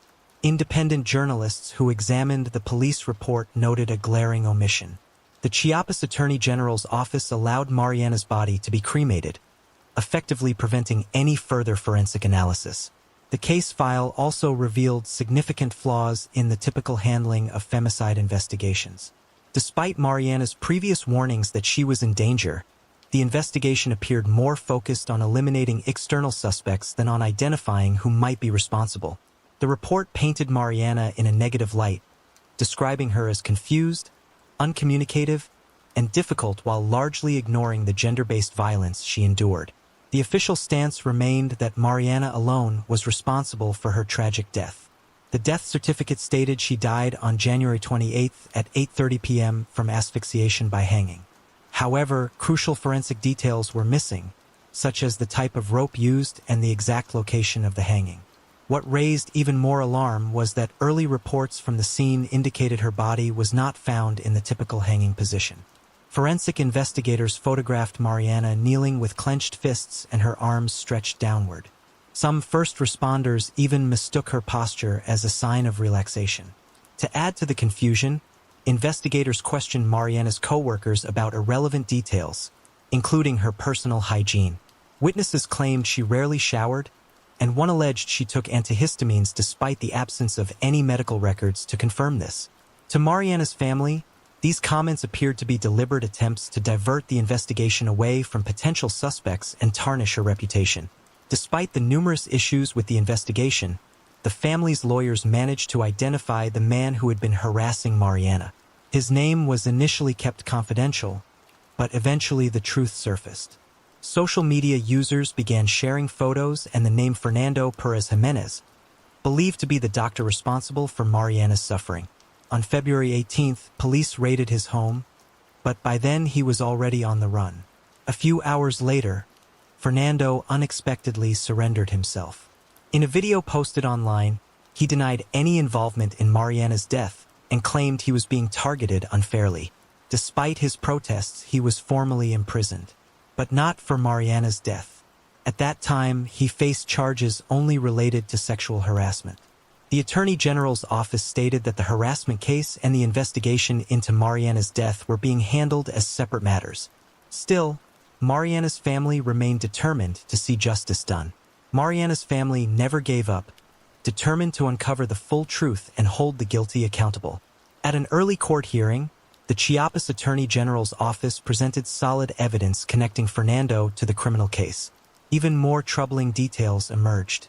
He had a history of sexual harassment accusations from multiple women, some dating back several years. Given the seriousness of the evidence, the judge ordered his preventive detention, sending Fernando to prison. Lourdes, Mariana's mother, spearheaded the relentless fight that ultimately led to his arrest. From the very beginning, she refused to stay silent, demanding justice and pushing for answers. Though she showed incredible strength and resolve, the investigation was hampered by lengthy delays and persistent obstacles. Throughout the ordeal, Lourdes continued to endure her own private struggles, carrying her pain quietly as the case dragged on without meaningful progress from the Chiapas government.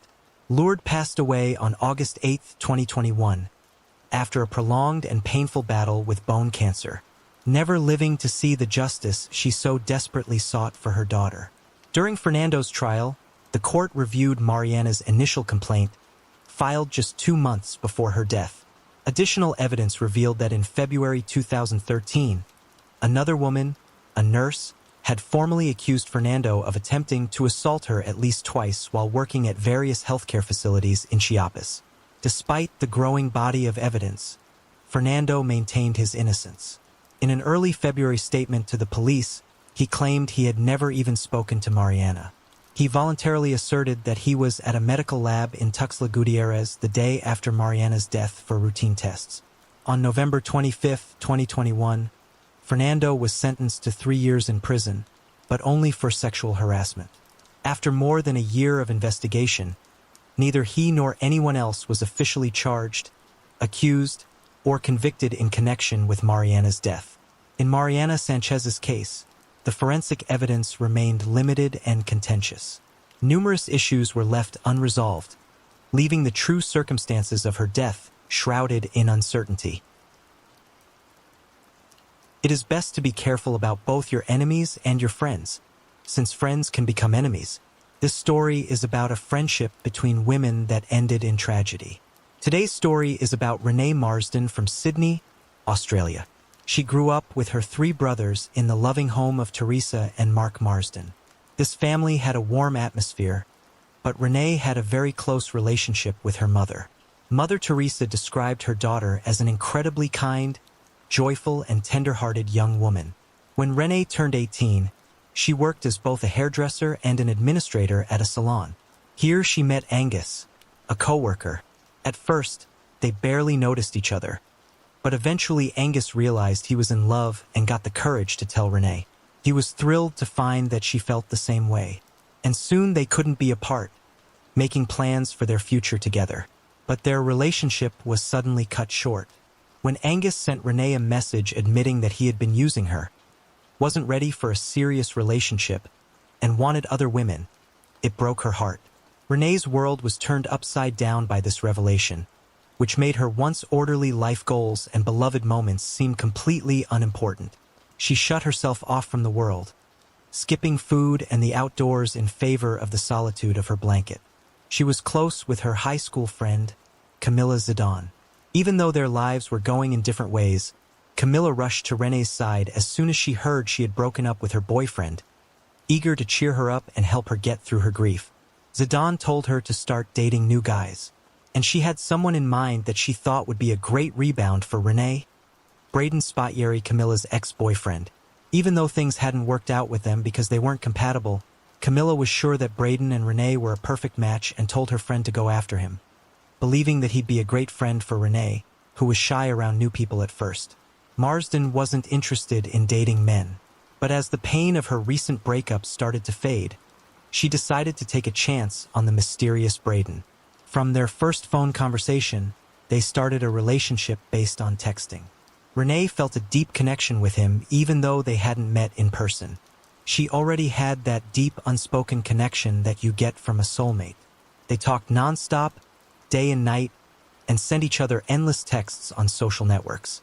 At 23, Steri had graduated from a prestigious Royal Academy and came from a wealthy family with a successful construction business.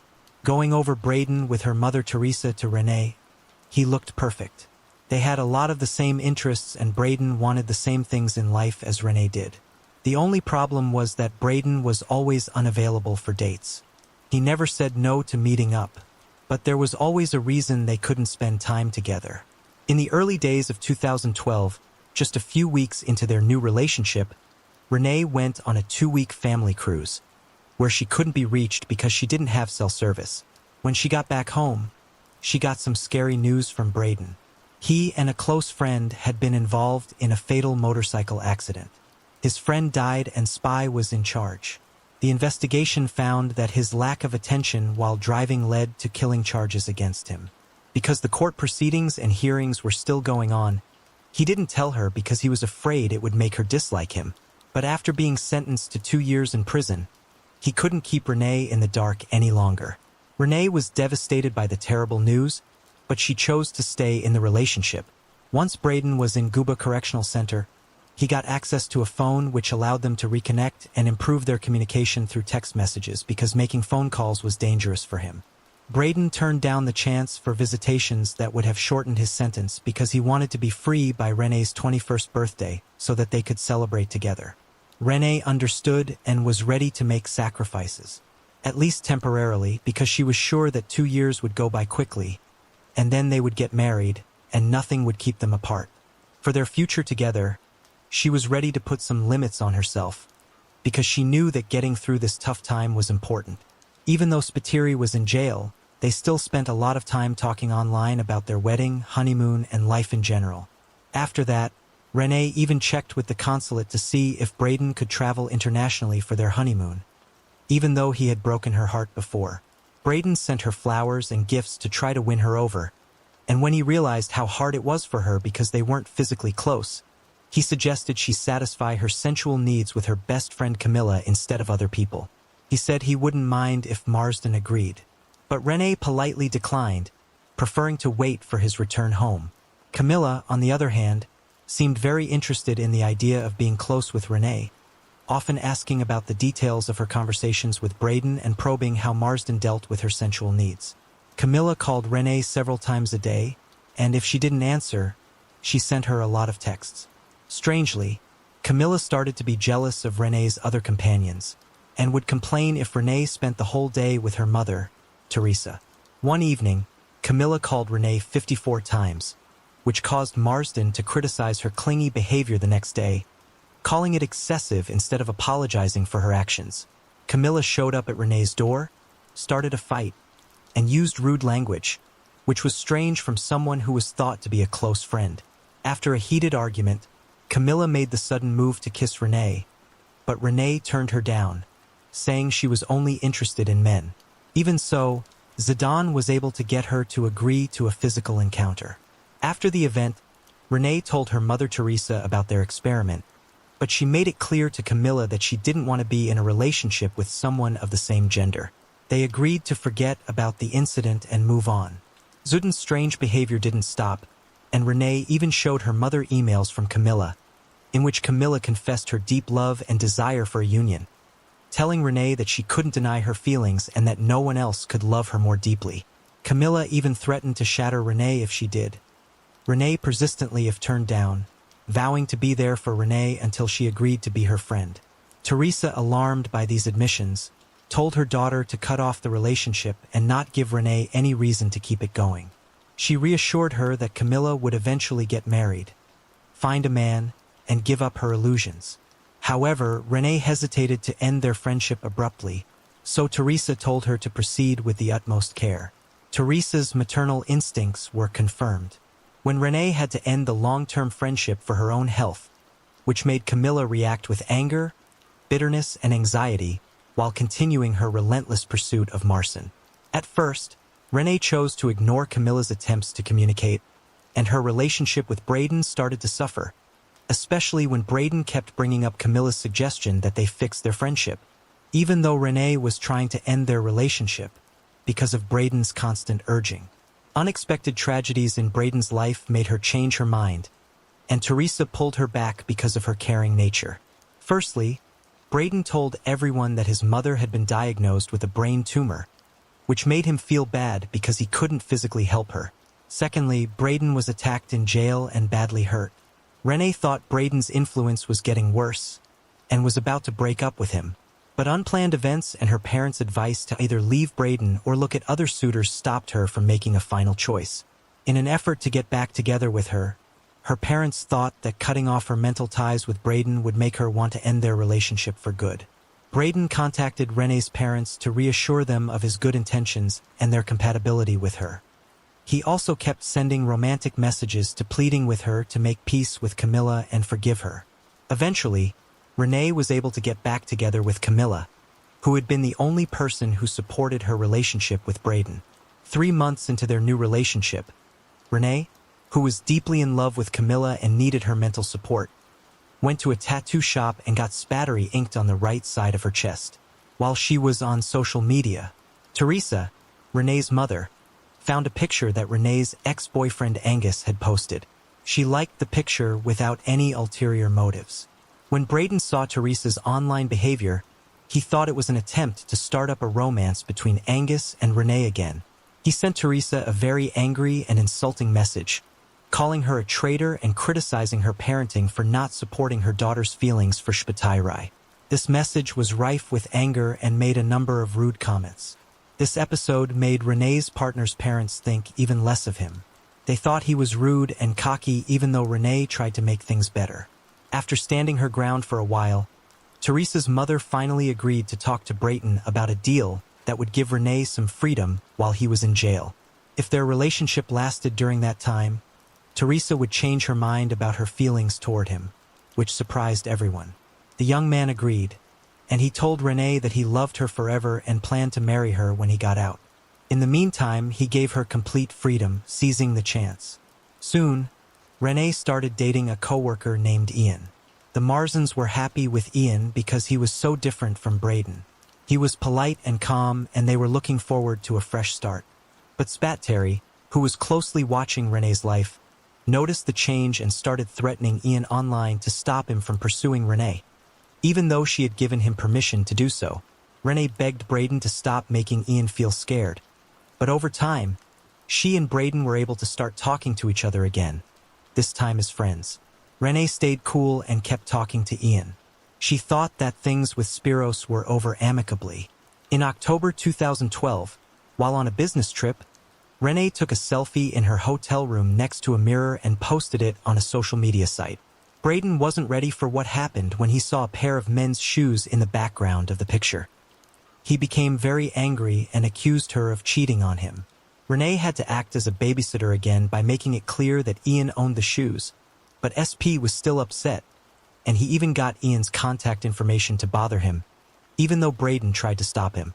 Renee and Ian's relationship grew and turned into an engagement over the holidays, but Braden's constant participation became a problem.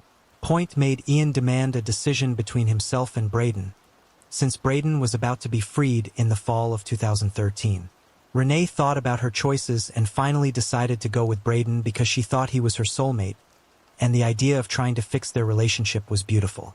Renee was having a hard time with her feelings, and Braden told her that his father wanted him to run the family's successful building business when he got back. He didn't say when Renee suggested that he think about his dad's offer.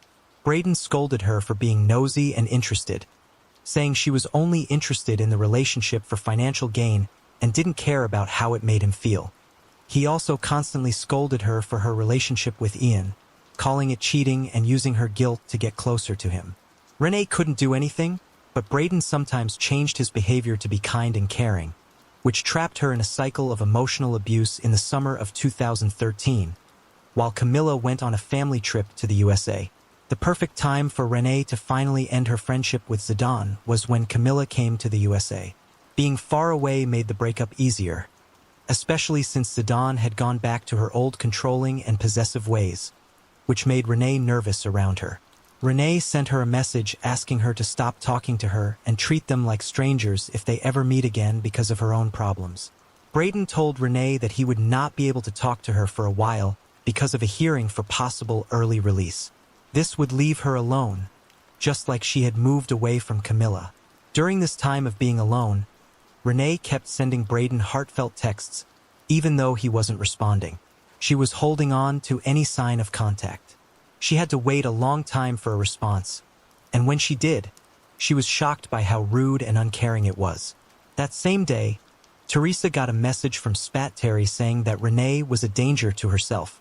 This caused a worried conversation between Teresa and Renee, who told Teresa that her relationship with Braden was over, but that the self-harm claims were not true.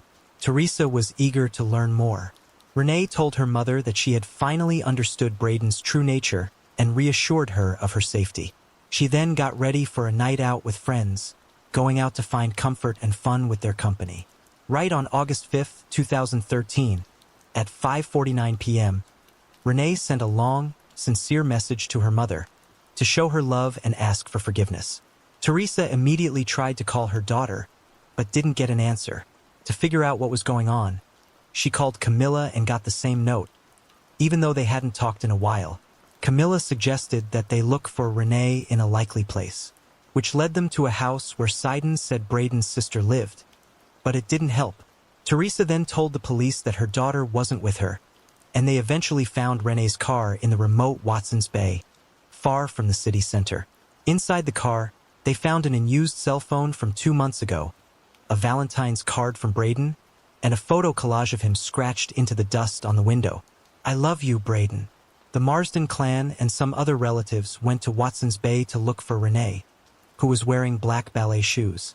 At that time, police were sealing off the area for an investigation, so the relatives were told to wait for the results at home.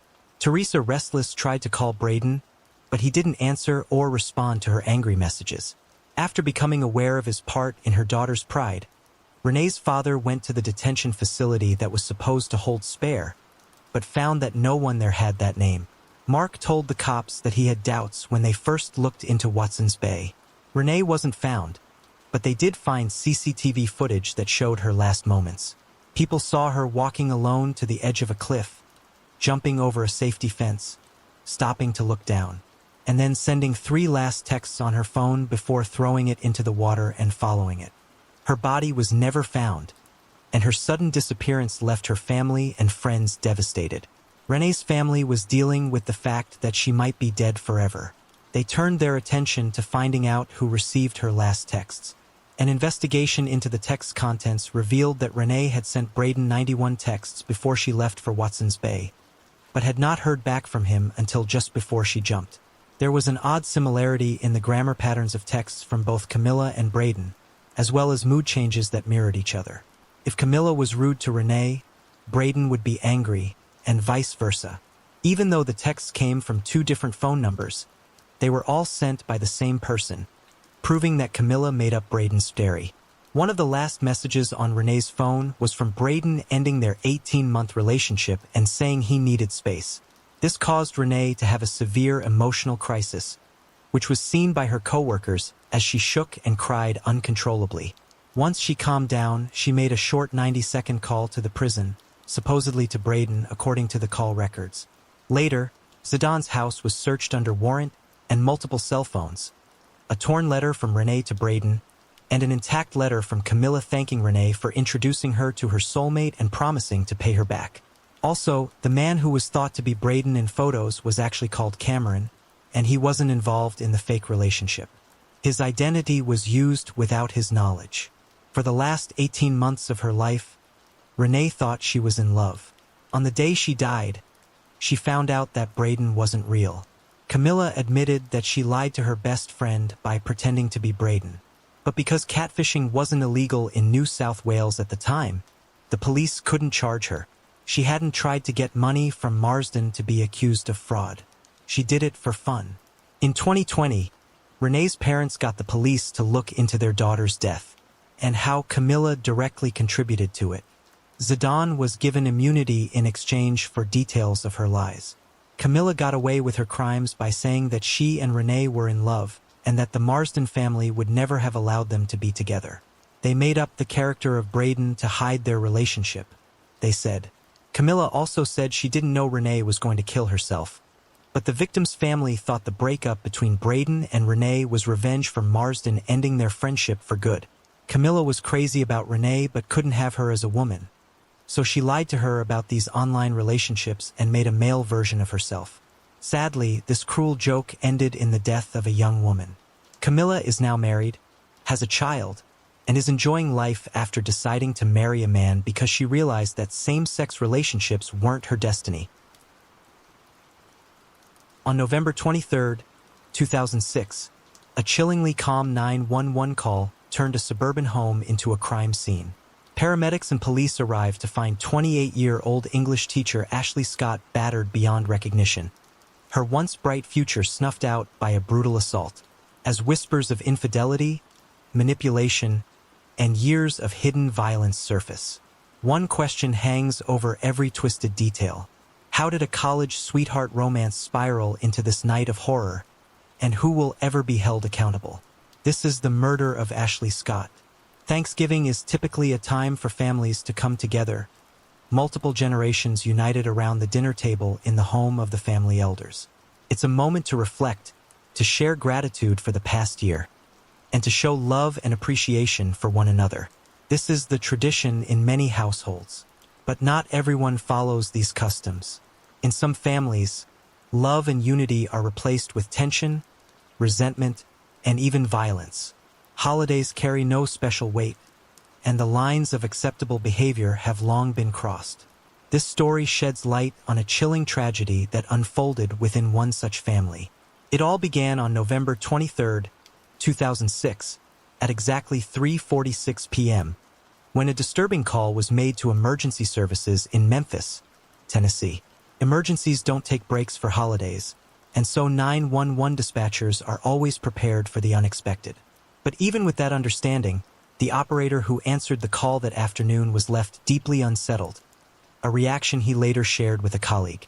What unnerved him wasn't just the nature of the situation, but the eerie composure of the caller. It was as if the man on the line was casually ordering food, not reporting a life-threatening emergency. He identified himself as Jeffrey Scott and claimed his wife had been unconscious since 11 a.m. In the background, another voice interjected, coldly stating she was likely already dead. When the dispatcher pressed for more details, Scott replied flatly, "She was breathing a moment ago. Now she's dead." His tone never changed. Recognizing the potential severity of the situation, authorities immediately dispatched a specialized unit to the scene. Within minutes, officers arrived at the residence, where Jeffrey greeted them and directed them to the bedroom, where his wife, Ashley Scott, lay motionless. When officers stepped into the bedroom, they found a man leaning over Ashley Scott, performing CPR. He introduced himself as Dr. Robert McGee. Longtime friend of Jeffrey's, McGee told responders that Ashley was still clinging to life, but only barely. Her pulse was faint, and her blood pressure was critically low. Paramedics quickly assessed her condition and confirmed his evaluation. They suspected she had suffered a severe head injury, likely from a blow with a blunt object. Her pupils were dilated and unresponsive to light. Blood was seeping from both her nose and mouth. The rest of her body revealed the extent of her suffering. Bruises and abrasions covered her legs, chest, and back. The medical team moved swiftly, initiating emergency resuscitation efforts in a desperate attempt to save her. They did everything they could. Intubation, defibrillation, powerful drugs to stimulate her heart. But nothing worked. Ashley Scott was slipping away, and despite their best efforts, the medical team could only watch as her condition worsened. She was rushed to the hospital, where a neurosurgeon was brought in to evaluate her upon arrival. His findings echoed the fears of the paramedics. At just 28 years old, Ashley was in the final stages of brain death. Her vital organs were shutting down one by one, and there was no chance of recovery. In the face of such irreversible damage, doctors made the heartbreaking decision to end life support. Not long after, Ashley Scott was pronounced dead. There was no mistaking the brutality Ashley Scott had endured. Her right ear was discolored, an unnatural green, commonly seen in boxers who take repeated hits to the same area. A clear imprint of a man's shoe was stamped into her back, suggesting she had been stomped on or worse, jumped on. Her frail body was littered with bruises in various stages of healing, a haunting indication that this wasn't a one-time act of violence, but something that had been happening over time. As doctors scrambled to save her, investigators began questioning both Jeffrey Scott and Dr. Robert McGee. The doctor quickly explained that he had been the one to push for calling 911. And described what had led him there. Around 2:30 p.m., he received a call from Jeffrey, an old college friend with whom he kept occasional contact. Jeffrey told him that he and Ashley had been drinking the night before, and afterward she became ill. According to Jeffrey, Ashley had gone to bed the night before and simply never woke up. It was only then, he claimed, that he decided to call for help. Although Dr. McGee was busy at the time, he put his responsibilities on hold and headed to the couple's home. When he arrived, he found Jeffrey sitting beside Ashley, who showed no signs of life. Right away, McGee sensed that something wasn't being said.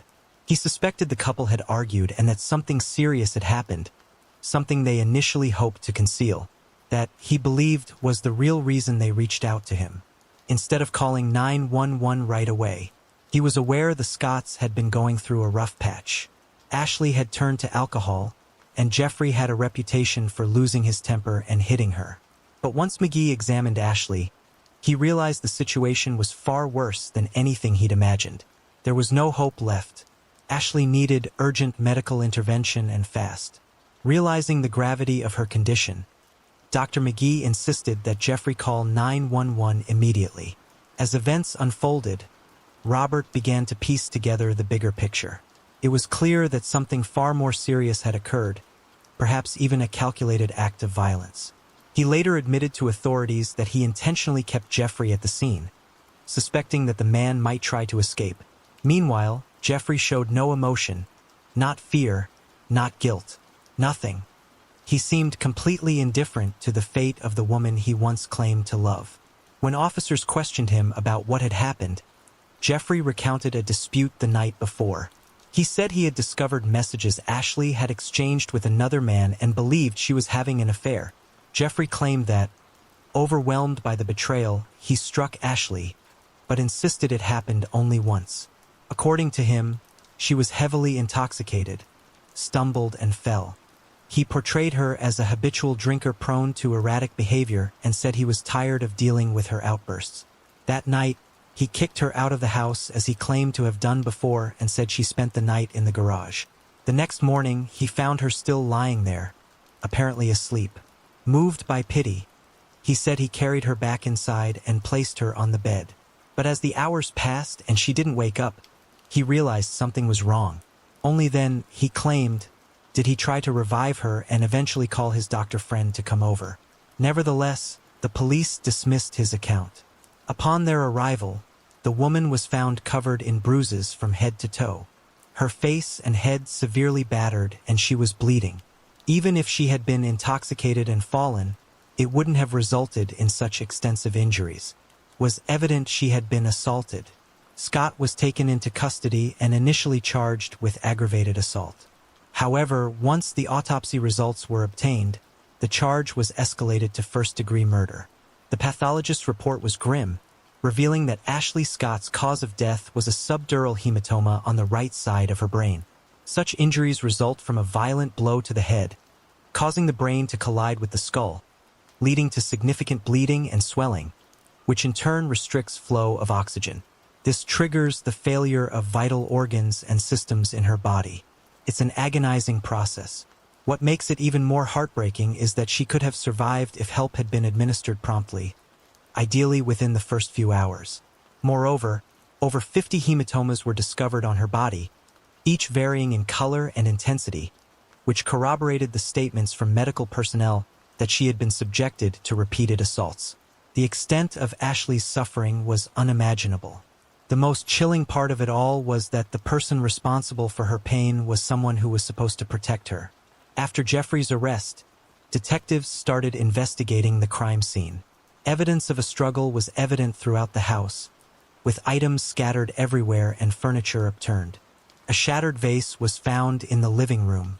On the kitchen table, near a laptop, were printed messages between Ashley and her lover, which aligned with the suspect's claims about the motive behind the crime.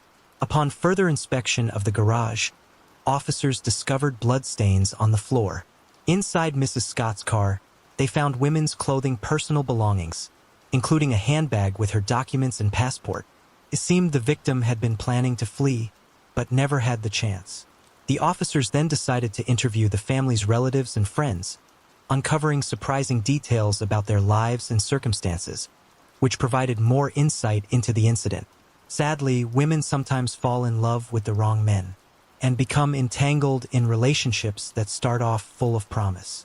However, over time, the person they care for transforms into an oppressive tyrant, turning their lives into a living nightmare. Victims of both emotional and physical abuse often lose touch with reality and may even rationalize the abuser's behavior.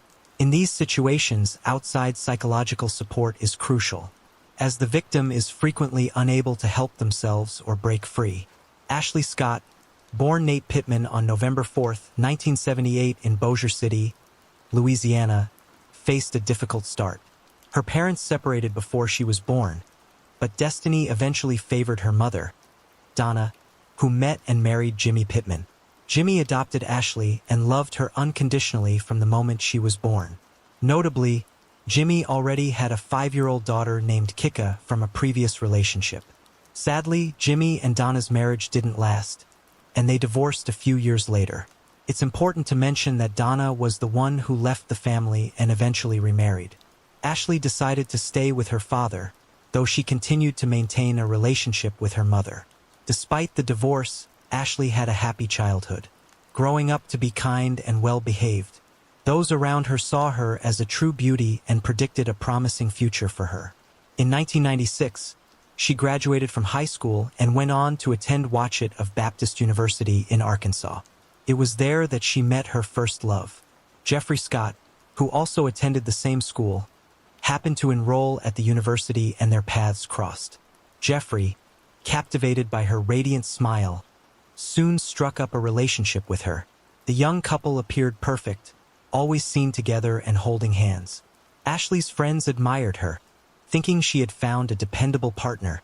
Ashley played into their curiosity by sharing how sweet and kind he was, and how fortunate she felt to have him. In February, Pittman earned her long-awaited degree in education, bringing her childhood dream closer to reality. She had always wanted to become a teacher and dedicate her life to children. Then, on June 9, 2001, Ashley and Jeffrey tied the knot. However, things did not unfold as she had imagined in her youthful dreams. Unexpectedly, a darker side of her chosen partner began to emerge. While others were taken aback, the bride had been aware of it all along, but had chosen to overlook it. A year before the wedding, Ashley sent a letter to her sister, Kika, explaining that she could no longer maintain contact with them and asked them to respect her decision. As a result, her family was not invited to the wedding either. Friends of Ashley, who were fortunate enough to attend the ceremony, were taken aback. The overwhelming majority of the guests were from the groom's side, despite Ashley having a large, close-knit family. This struck them as unusual. However, they later understood why. The reason was that her family did not approve of Jeffrey, and he made no attempt to change their opinion. Behind the facade of a seemingly nice guy, something darker lurked. He often spoke disparagingly about her family and behaved inappropriately toward them, feeling completely justified in doing so. What was most shocking, however, was Ashley's reaction. It was as if she was making excuses for his behavior. During the wedding, Jeffrey insulted some of her friends once again and acted arrogantly. After the newlyweds relocated to Cordova, a suburb of Memphis, Tennessee, Ashley's relationships with many people began to deteriorate. Those who didn't completely cut ties still kept in touch, but maintained their distance. After Jeffrey began working as a computer systems technician at his father's company, while Ashley, now Mrs. Scott, took a job as an English teacher at a middle school. She was well liked by everyone. Ashley was seen as beautiful, cheerful, intelligent, and sociable. She loved her work and had a strong bond with her students.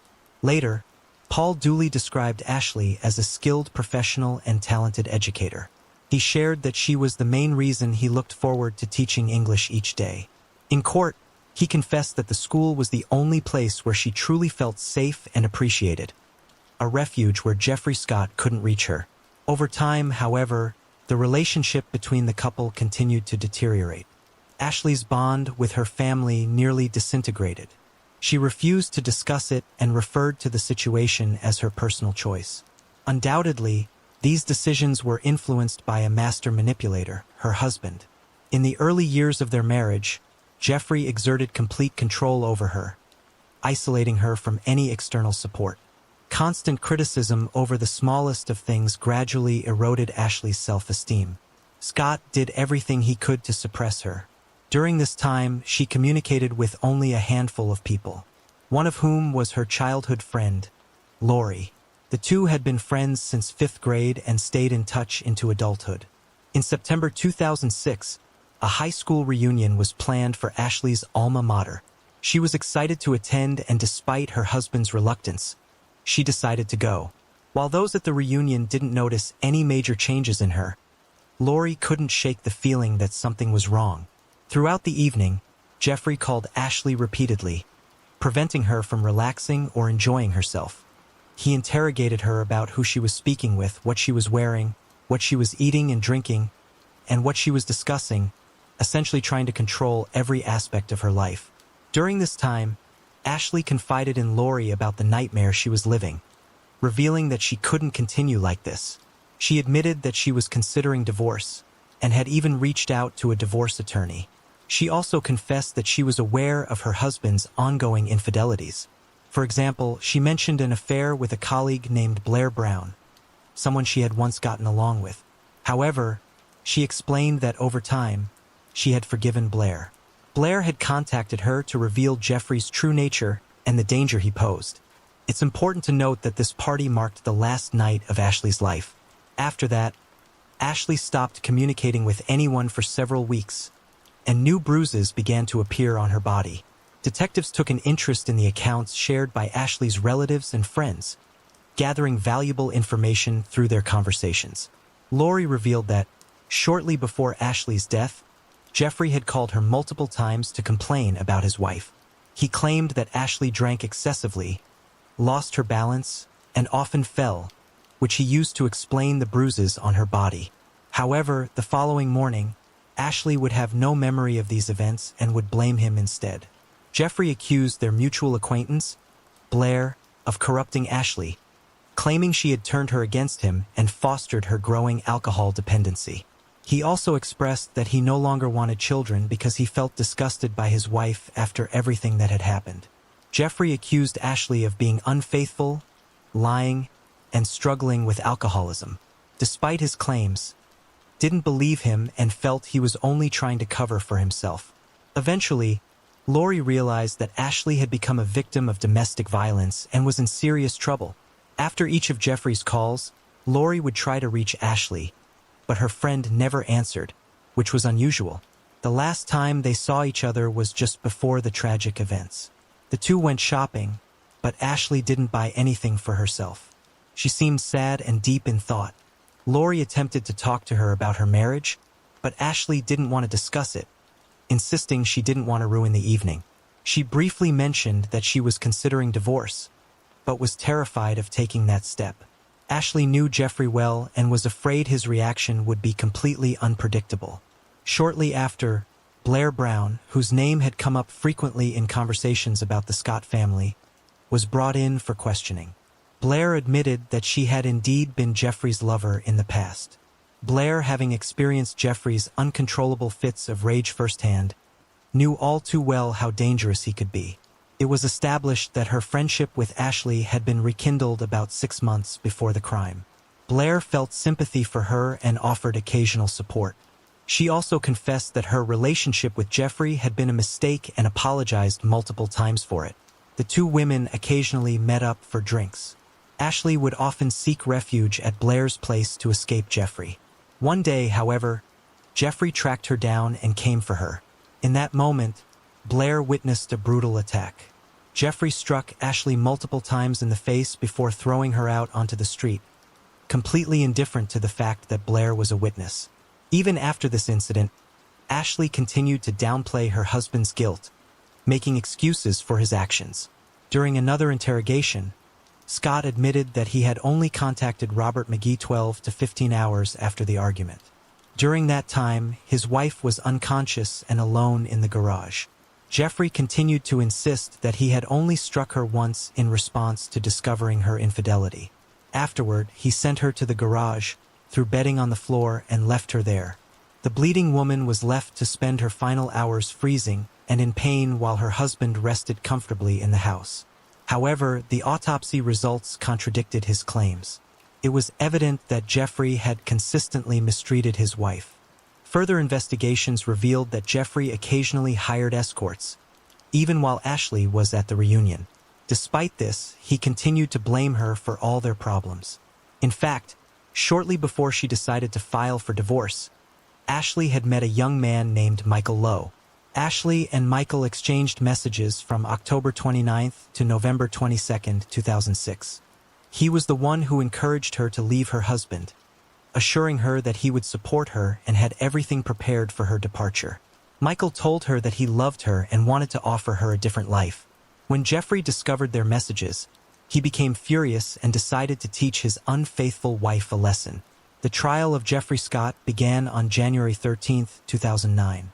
The prosecution argued that the crime was premeditated.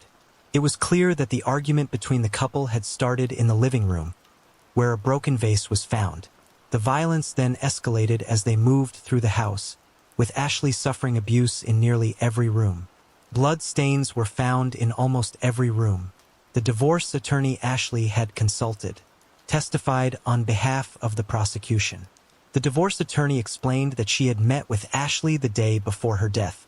At that time, all the divorce documents were prepared, and Ashley simply needed to pack her things and leave while Jeffrey was at work. Rachel advised Ashley to leave secretly, which explained the items and documents found in her car. However, Ashley did not follow the expert's advice. She wanted to confront her husband before leaving, a decision that turned out to be fatal. The attorney did everything she could to help Ashley, even offering her services for a symbolic fee. She also mentioned that she knew her client had been drinking, which had led her to quit her beloved job. Ashley had used alcohol to numb the emotional pain she felt in her marriage and needed support. For a long time, the women communicated in secret to ensure that Ashley's departure would be as safe as possible. Since her husband controlled all of her calls, they arranged to meet on neutral ground or used payphones to communicate. Many witnesses confirmed seeing scratches or bruises on Ashley, which she carefully covered with layers of makeup. Some people knew the real cause of her injuries, but felt powerless to intervene. In their final report, the medical examiners noted that Ashley had been frequently kicked. It appeared that Jeffrey would knock her to the ground and then stomp on her. Old bruises, consistent with shoe marks, were found on her back and legs. The defense team for the accused worked relentlessly to reduce the charge to second-degree murder. They attempted to paint the victim in an unflattering light, portraying her as an alcoholic and an unstable hysteric. In short, the defense did everything they could to make the jury believe that Scott also suffered in the marriage. They discredited the victim, couldn't defend herself because she was no longer alive. It was revealed that in February 2005, Ashley had been fined for drunk driving. Meanwhile, Jeffrey claimed he wanted to repair the marriage, bought a new home, and was open to having children, all for a woman who had a lover and exchanged intimate photos with him. Regarding the crime itself, he claimed he lost control, realizing his efforts were in vain, that Ashley had found someone else. "I regret the pain I caused you," he addressed his wife's family, "but I mourn her loss and pray for her soul." In contrast, during the trial, it was noted that after his arrest, Scott didn't ask about his wife's condition. Instead, he inquired about the outcome of a recent football game. His attorney resorted to underhanded tactics. During his statement, he even suggested that the victim sustained most of her injuries during a seizure caused by alcohol withdrawal. An independent expert was found to support this claim. To counter this, the assistant county medical examiner was called to testify. He read the autopsy results, listed all the injuries on the body, and most importantly, confirmed that the cause of death could not have been the result of accidental falls. The prosecutor argued that the defense's claim of an unintentional crime was absurd. It was evident that the victim had tried to escape her tormentor, but out of a lingering affection for her husband, hoped to end things on amicable terms. Meanwhile, the accused showed her the printout of her messages with Michael, then attacked her. As he repeatedly struck her, he knew he was inflicting excruciating pain and suffering. He then finished her off in the garage, where she lost consciousness. Scott saw the severity of her injuries, but chose to ignore them and failed to seek medical help. Instead, he waited and only then called a doctor. The prosecutor argued that the accused wanted his wife dead. However, an unexpected piece of evidence surfaced. Investigators discovered that Ashley had been trying to save the marriage. It was revealed that she had been taking special medication to get pregnant and had supported the purchase of a new home. Perhaps she had become so dependent on the toxic relationship that she couldn't imagine life without Jeffrey. Yet, she eventually decided to leave. It's possible that she didn't want to leave secretly, hoping that her husband would change and that everything would work out. The victims of abuse often hold on to such illusory hopes, clinging to the belief that things could improve. On January 19, 2009, Jeffrey Scott was found guilty of second-degree murder. Even the judge expressed dissatisfaction with the jury's verdict, criticizing them because the vote in favor of the original charge was 12-1. One juror did not believe the accused was guilty enough for first-degree murder. According to state law, a unanimous decision is required to convict someone of first-degree murder. This left the victim's family deeply disheartened. The accused will serve 25 years behind bars without the possibility of parole. However, many feel this punishment is insufficient for someone who tormented a woman for years. He isolated her from everyone, manipulated her, and made her believe that neither she nor her family was worthy of being part of his life. Ashley's father, in particular, was heartbroken, stating, "M revealed the deep pain and heartbreak that come from losing a loved one under such tragic circumstances. His grief highlights how difficult it is to accept the loss of a child in such a brutal way, knowing who was responsible.